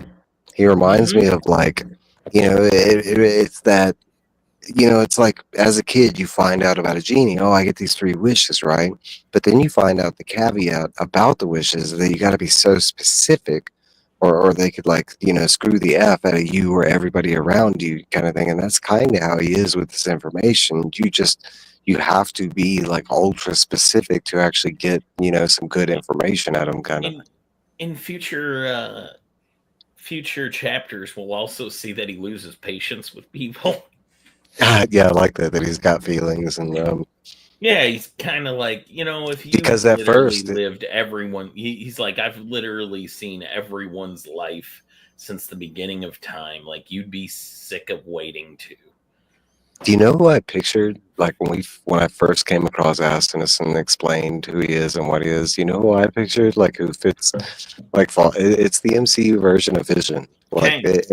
I thought no, He Who no, Remains but is who I oh, ooh, I kind of like that too. But they both kind of have that like where it's like moments where they should convey feelings, but they don't because they're a droid or because they're I know on a Even though bit. he's still relatively young, I think like Kang, when we meet him in Loki, the He Who Remains Kang, this is kind of who Astinus reminds me of. I agree with that. I agree with that because Kind of like, he's listen, guys, I've lived all of this before. yeah, I've done this. Like, and he's really level-headed until all that happens with Raceland, and then from that point on, I think he's kind of like a little bit off kilter.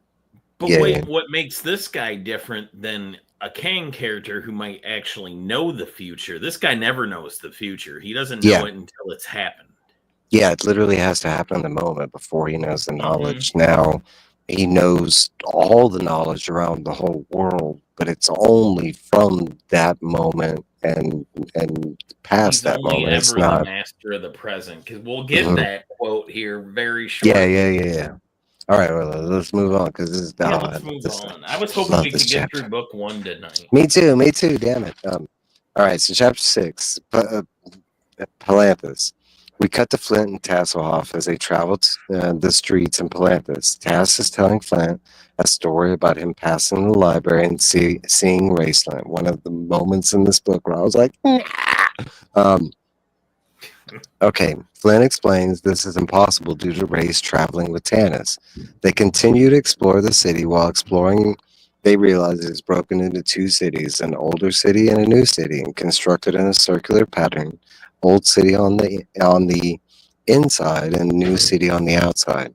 They progress heading into Old City and start encountering many vacant homes and businesses. Most of this area is shrouded in shadow. They press forward, noticing all the vacant buildings are all well maintained but is completely deserted. Flint and Tass both start getting eerie feelings. Curiously, Tass presses forward, trying to make it to a grove of trees. With each step, the colder it gets, and the more the eerie feeling sets in or increases. Tass presses forward, but Flint cannot move to continue. At a specific point, he eventually becomes paralyzed, but Tass moves on. He makes it to the grove of trees, sees what's in the trees, and runs in terror. Both Flint and Tass run at this point. They run back to the new city, excited to find people and life in general. Flint asks what they ran from, and Tass mentions a tower, which comedy ensues. We jump to Lorana, talking with Lord Amothus, Lord of Palanthus, and they are discussing the tower of high sorcery. She has shown the tower through a window and explained that it's cursed. Lord Amothus starts to tell the story and is relieved when Astinus walks in. Astinus is introduced to Lorana, and Astinus tells the story of the cursed tower of high sorcery. There is a moment between Amothus and Astinus explaining his encounter with a body. Astinus first asks what Lorana knows of the tower. Not much, but she is told the tower is tied to her destiny. He tells the story. During the Age of Might, the king priest named magic users, and he feared them. The king priest led a smear campaign against the magic users, gaining sway with Istar's people. Originally 5 towers of high sorcery. Due to the extreme parameters for becoming a magic user, death specifically, the people of Istar attacked the towers. The 3 classes of rogue wizards users coming together to defend against the people. Technically, this is the second time they came together. The first was the Dragon Orbs, and the second was this moment. 2 towers are destroyed by the rogue magic users, and having a tower located in Istar and Palanthus, the king priest begins to fear that they will do the same, but also destroy the city around the towers. The king priest tries to make a deal, leave the towers standing, but they have to move out. The magic users accept this deal. The users at Palanthas take their spellbooks to Astinus. But after the king priest moves into the Ishtar Towers, the Lord of Palanthas wants to do the same. Seeing the jealousy of this move, a black-robed wizard appears and explains only the master of past and present could claim.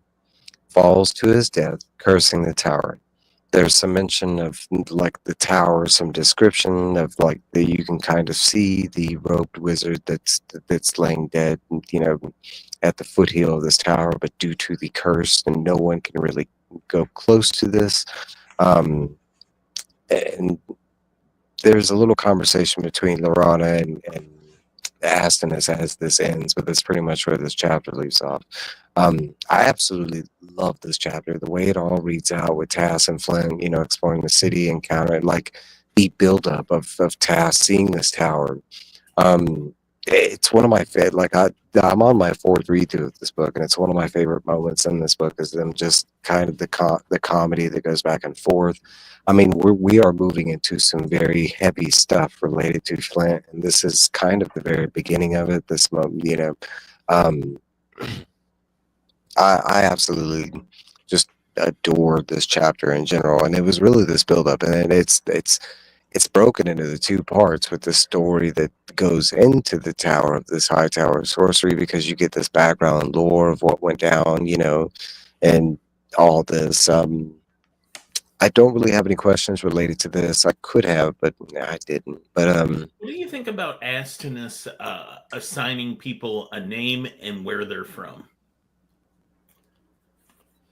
I want to say that's one of those moments that felt very Tolkien-y to me, because Tolkien has a tendency to do that, like where he gives you a name and then gives you a location after that. But I will say it's very loose, like homage. I want to say it's also another like biblical reference, because it's also something that's there you go. done in the Bible as well. And you could say the homage is there with other, because King was at the same time was also doing it in his books, because Gunsling is 85, baby. No. It's also a D&D thing. Yeah. I want to say there was a question with Astinus as far as like, and I kind of dissuade against this question, but I can ask it because it's referred when we first meet Astinus how important his work is, and how dissuade and dismayed that he had to kind of spend time just dealing with race. And then we kind of, he just kind of shows up here. We do find out later on that it was because Lord Amothus, like, he has this like kind of weekly something regimen. It's never fully explained. But my question was like, I mean, if Astinus's work was so important, he makes these like weekly meetings with this Lord, to what avail, kind of thing. I mean, I didn't want to go there, but Astinus does kind of show up like out of nowhere here. Like Lorana's like asking Amothus about this tower, which in context is because Flint and Tass ran to her and they were like, "Oh my God, we saw this tower!" And then she goes to the Lord and she's like, "What's with this tower?" And Amothus, he doesn't want to talk about it because it's cursed, and Astinus just by fate just happens to walk in at that moment, kind of thing, and be like, "Well, let me tell you about this cursed tower because I was listening outside the door and I know everything." And I will say, like, if I had to say, there's a couple moments like that. What's up, Brad? In this book where I could nitpick as like, oh, how convenient. It just Astinus just happened to pass by, and I mean, he was already late to the meeting. He had no idea Lorana was there. He states that he was late, and we're talking about like, I think he knew she was there. Oh yeah. Well, I mean, he knows everything. Yep, it could have been one of those things where they played it into the story like this to kind of just hedge it in there, because maybe they asked to go find out the information. So instead of like making the trip and all that, they just kind of shoehorned it in. And he's being very guarded with what he's going to tell Lorana, right? Yes. She brings up race and he's like, "Oh yeah, that guy's dying back at my place." Like, Yeah. I mean, out of context, and I can't remember at the moment because I haven't got that far in the breakdown, but the whole like knock where the towers are tied to her destiny. I mean, yes, it did play a part like in the beginning of her story. I mean, we got that in the second book, but like as far as like it pertaining to something in the future in this book, like I just felt like that was something they were setting up for something in the future kind of thing. But there are some things that are left like ominously, and I believe it's just them building up future stuff kind of thing. That's the way I took that. Man, I had another thought. There was something. Okay, I will say in context of written, it's kind of weird because we have this situation where Lorana goes to Lord Amothus and she's asking about this cursed tower because Task, it's revealed that there's another dragon orb, not only a dragon orb tower, but the Tower of High Sorcery where all these magic users take their test and we're raised to it, okay, but next, right after this, we go into the next chapter, and it's like, oh yeah, we got this note. We need to read this to you, Lorana. Like, I kind of felt like we should have got the note first before we got the tale of the height. But that's again me nitpicking and stuff. Like, so let's move along and talk about that now. Chapter 7, Commander of the Knights of Solamnia. Lord Amothus says he has received a message from Lord Gunther. After stating the knights losing 3 of their head knights, Lorana is given command of the Knights of Solamnia so that Gunther can better strengthen the knights' numbers. Lorana is mad at first, but starts to break down the move. Sir Patrick at the knighthood has issues with Lorana being a general, but Asinus provides information stating both had happened before. A girl had been in the knighthood, and there had been a female leader before. Lorana is also informed that along with being made general of the knights, that she also implies that she is now Lord of Palanthas, if they so chose. Alcinous is about to leave, and Lorana asks, since he is the world's historian, if he knew where the dragon army is, and he laughs at her, stating that she already knew that. Then asks if there are any more dragon orbs left, and he answers yes, but she is told to put that out of her thoughts. Passes a riddle-ish message about love lost in darkness, and then leaves. And I don't know what I wrote them. He leaves and states that he needs to go back to his work. But basically that she needed to focus on her duties and her brand new duties. Lorana states she will control the armies. Flip to Flint and Tass standing on the ramparts awaiting Lorana. Lorana comes, and Flint has noticed she has changed due to Kitiara, but doesn't quite understand why. She tells them of being made general, but explains it is a superficial title. She explains due to not being able to attack in the skies, the good side had no chance of winning, even with the lances. Told there have been dragons seen coming toward Palanthas. As she says this, people flock to the streets in a panic based on the coming of the dragons. Tass sees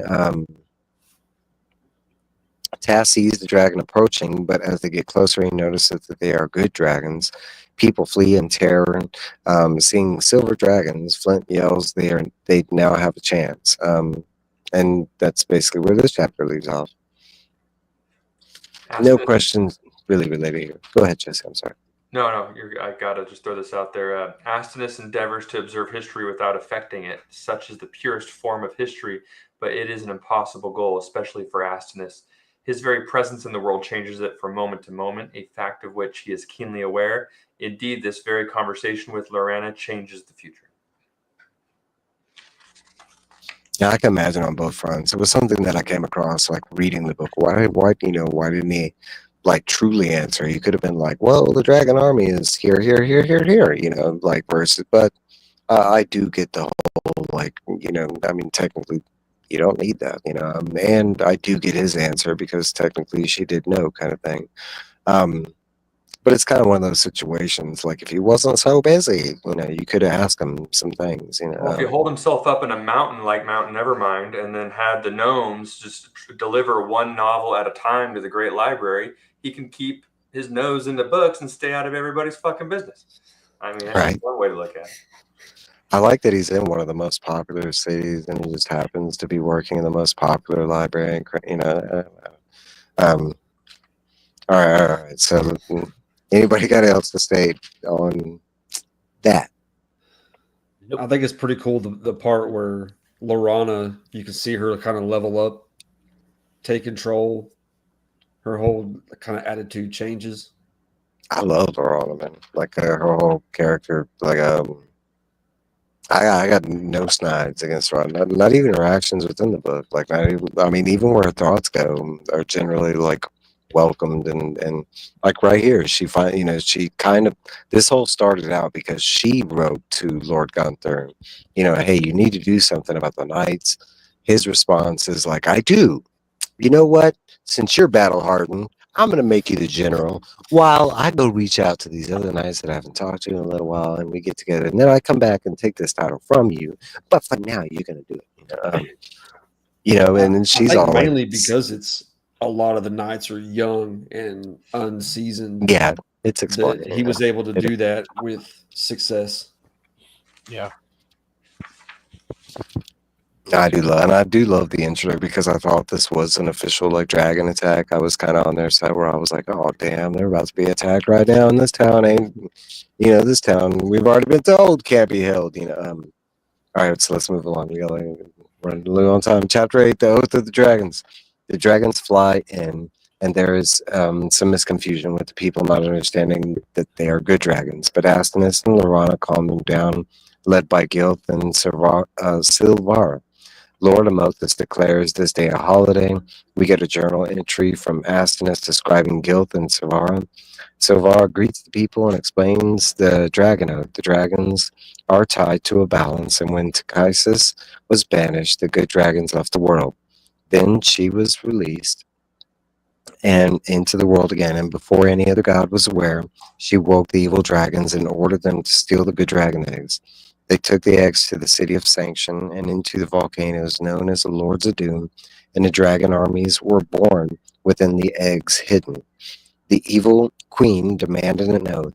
The good dragons could not participate in the war she planned against Krynn this time. That they take the oath until Gilth and Silvara change the good dragon's minds. Gilth and Silvara travel to Sanction to see the eggs. They get captured outside Sanction under Dragon High Lord Ariakas, who makes Verminard look like a chump in comparison. High IQ, strong evil presence. With help, they escape and make it to the volcanoes and into the temple of Tychisus. In the extreme basement, they find the eggs, but trying to locate them all, they stumble upon a chamber of horror. Inside features many broken eggs, and they hear chanting coming from another chamber adjacent.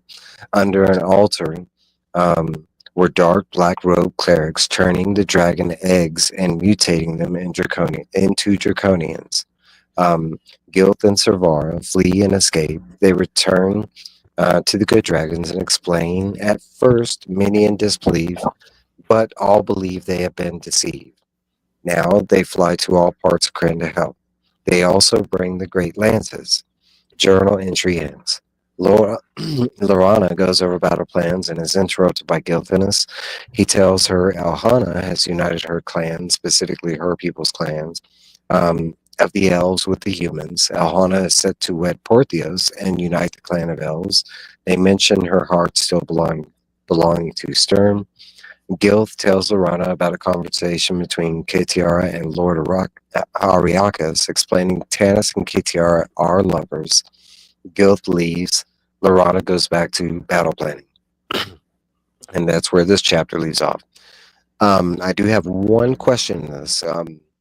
Why did nobody ever go investigate that the eggs after they were taken by Tychisus? And I understand that like Paladin couldn't. Tychisus.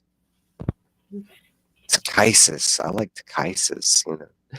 That's how the audiobooks Tychisus. Yeah, I know. That's the one thing I'm like, every time I hear him say it. Wait, Tychisus. Okay, I'm gonna say it that way. Tychisus. All right. So why did none of it? I mean, the dragons just like, yeah. I mean, they were just. They found out their eggs They were were in taken. hibernation. They thought they trusted the evil bitch, and they were in hibernation. basically.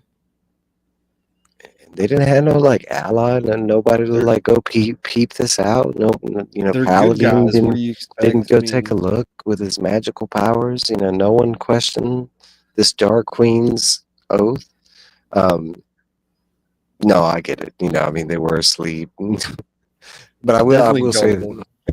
it's a little shaky, especially when we're talking about my children, the children. I mean, I would have to state maybe you need to look up on those cards and see if they have like how they have an intelligence check and they give you those stats. Maybe see if there's a mother class on there.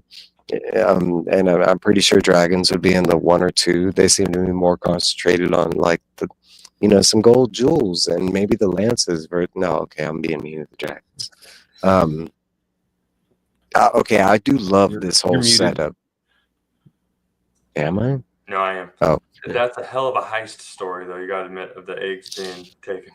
Right. I Not only love taken this but whole, transformed evil. It's pretty wicked.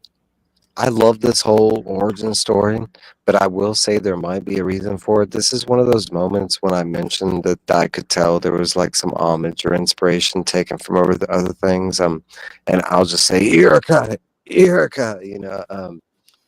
No, but okay, I do love this scene, and I love this whole story, like the whole like, and it just happens to be the volcanoes are called Lords of Doom, Mount Doom.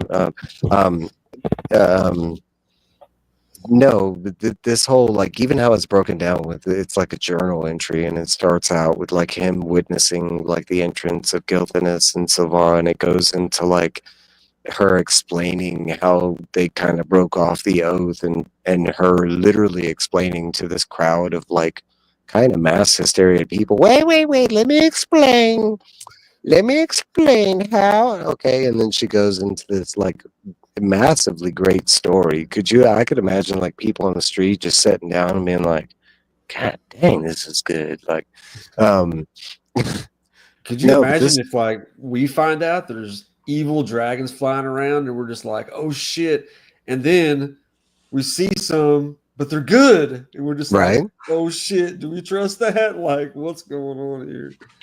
But both sets of stories, like when they see the dragons, the people's reaction, this makes perfect sense. And then even when they're like, hey, they're good dragons, and the people are still freaking out, that still makes kind of sense, Mm-hmm.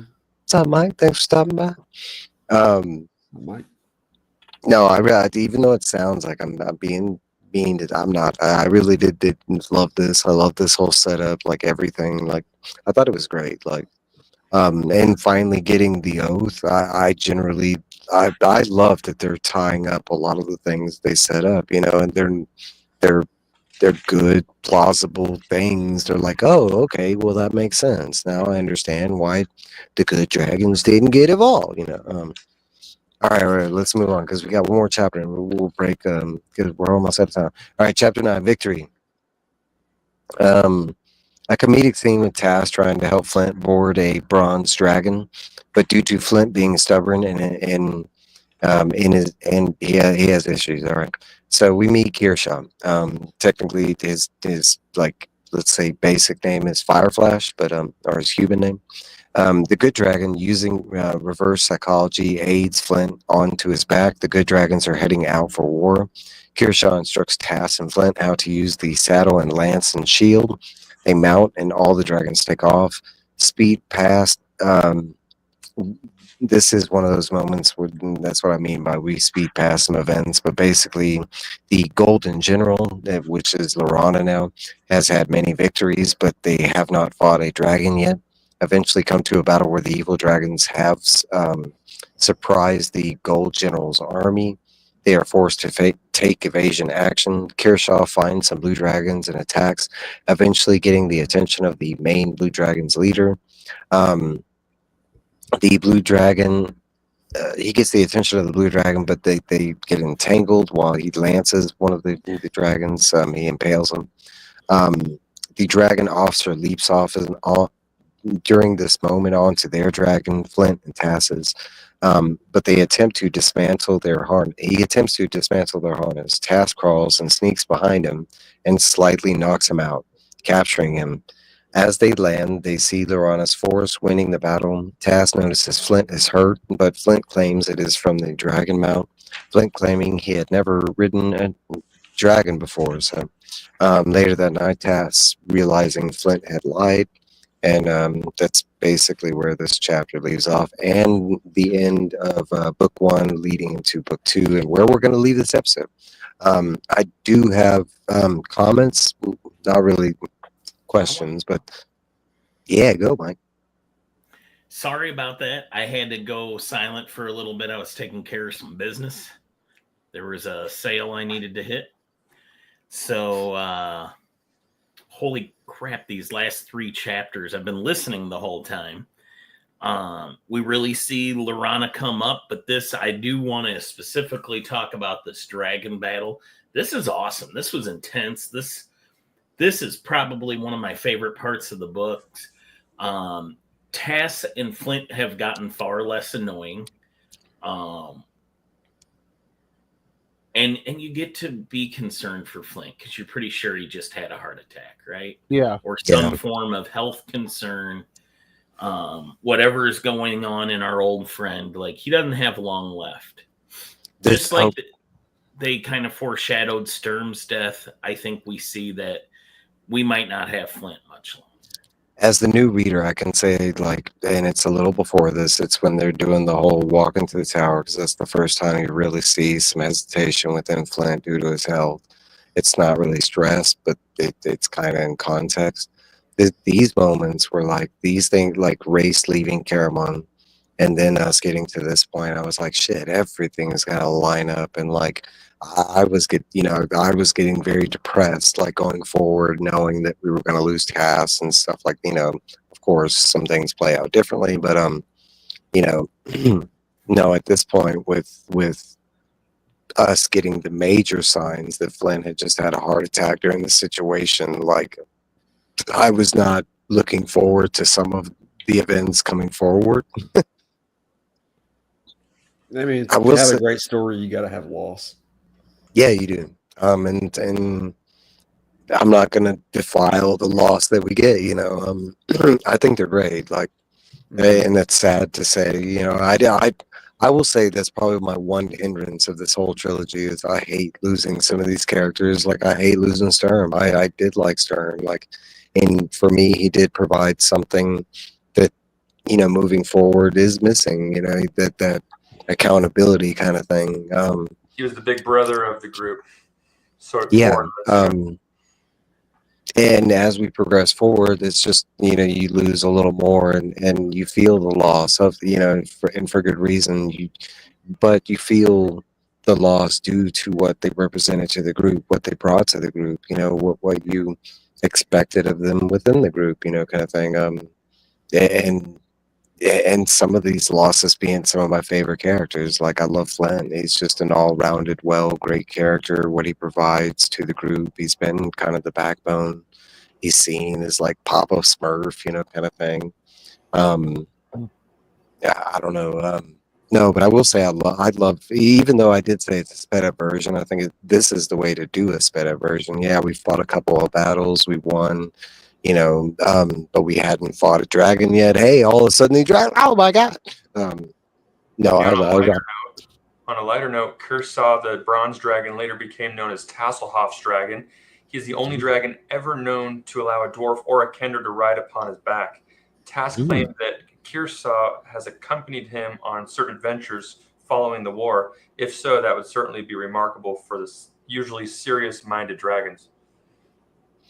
There was, generally speaking, about the Kershaw section, you talk about like a segment of the book that I really love was just this whole interaction between Flint, Tass, and Kershaw. The way that Kershaw sees that Tass is struggling to get Flint on the dragon because he doesn't want to ride the dragon, and then the way he approaches it, he's like, well, I'll do it with honor and respect. Like, I love that approach, like, because he could have done it the opposite, where he just literally like grabbed Flint and flung him on his back. But we all know that sometimes, especially with senior citizens, that it's easier to just do it with honey instead of vinegar. And I just, you know, especially the comedy here, like the whole situation with man, I forget what is his name, Akiris, and he's like scrambling all around, like the whole like task, like, oh yeah, I captured him single-handedly, and he's like single-handedly, you know, like I generally like the comedy that these two present for the book. So as a reader, it does worry me in that regard, but there's no snide to Task, you know what I'm saying? Task is just comedy filled in general. Yeah. I think it's kind of funny that they're just like, there's no water around. Why don't we put him on a flying creature? See how he does with Right. that. Oh, same thing. Yeah. No, I like that he tries the whole like, Bit of a lie. whoa, beast, and like thinking that Yeah. would work after he talks with the dragon and like, and got all this like honor and respect towards him, and he's like, whoa, beast, and like he's like, oh shit, that didn't work. Why didn't that work? Like it normally works with horses. And guys, that is where we're gonna leave this you know, long 2-hour discussion. We will be back in 2 weeks to talk about book 2, starting off specifically with chapter 1, Spring Dawning. I love when a book can title itself within the book. I love that. No, but guys, I love that. I mean, so far and I do love this book, but the opening of this book is just excellent. You talk about the way to start the end of a trilogy is this way, you know, that's how you do it, you know. Anybody else want to add in before we sign off? No, sir. Good show again. All right, guys, I want to thank all of you guys for doing this, everybody that showed up, everybody that watches on the rewind. Please correct us. I know I'm correct with some of my words. I have good intentions, you know, but sometimes I miscrew some things, you know, so please correct me down below. Comment below if you got some favorite moments, you know, because there are a ton of favorite moments in this book, you know. I mean, definitely Lorana becomes your favorite character by this moment. Love Lorana. She's killing it. The golden general, like, The man, you talk golden about general. an appropriate golden title. general. It's like, I And, mean, and it just, what a story arc. it's just that part, you know, Yeah. it's pure perfection, you know. And Put Tanis gold has gotten in the more shade. disappointing. We'll talk about that. My bad. He But did it talk- all for the Lorena nookie. puts Gold Moon to shame. Hey, it's hard being the leader. Man. Yes, It's hard being the leader. it is. And I mean, there's some rises to some descents, and there's some falls from grace. You know what I'm saying? But honestly, that is real life. You know, I mean, we make mistakes. Yeah, I mean, no one's perfect. You know, I mean, and I like that that's portrayed in the story. That, you know, I mean, and that's something I've questioned since we started this journey. You know, I mean, it's awkward that we're within a fantasy element, and we're led in this group by yet a not perfect leader kind of thing. I generally like that. And Lorana stole, I mean, the second Lorana came, you know, I mean, a healer? We don't need no healer. We got this girl over here, you know. I mean, I don't know. But guys, that's it. We're running long. I'll say goodbye. I'm going to end this. See you in 2 weeks. Bye. See you.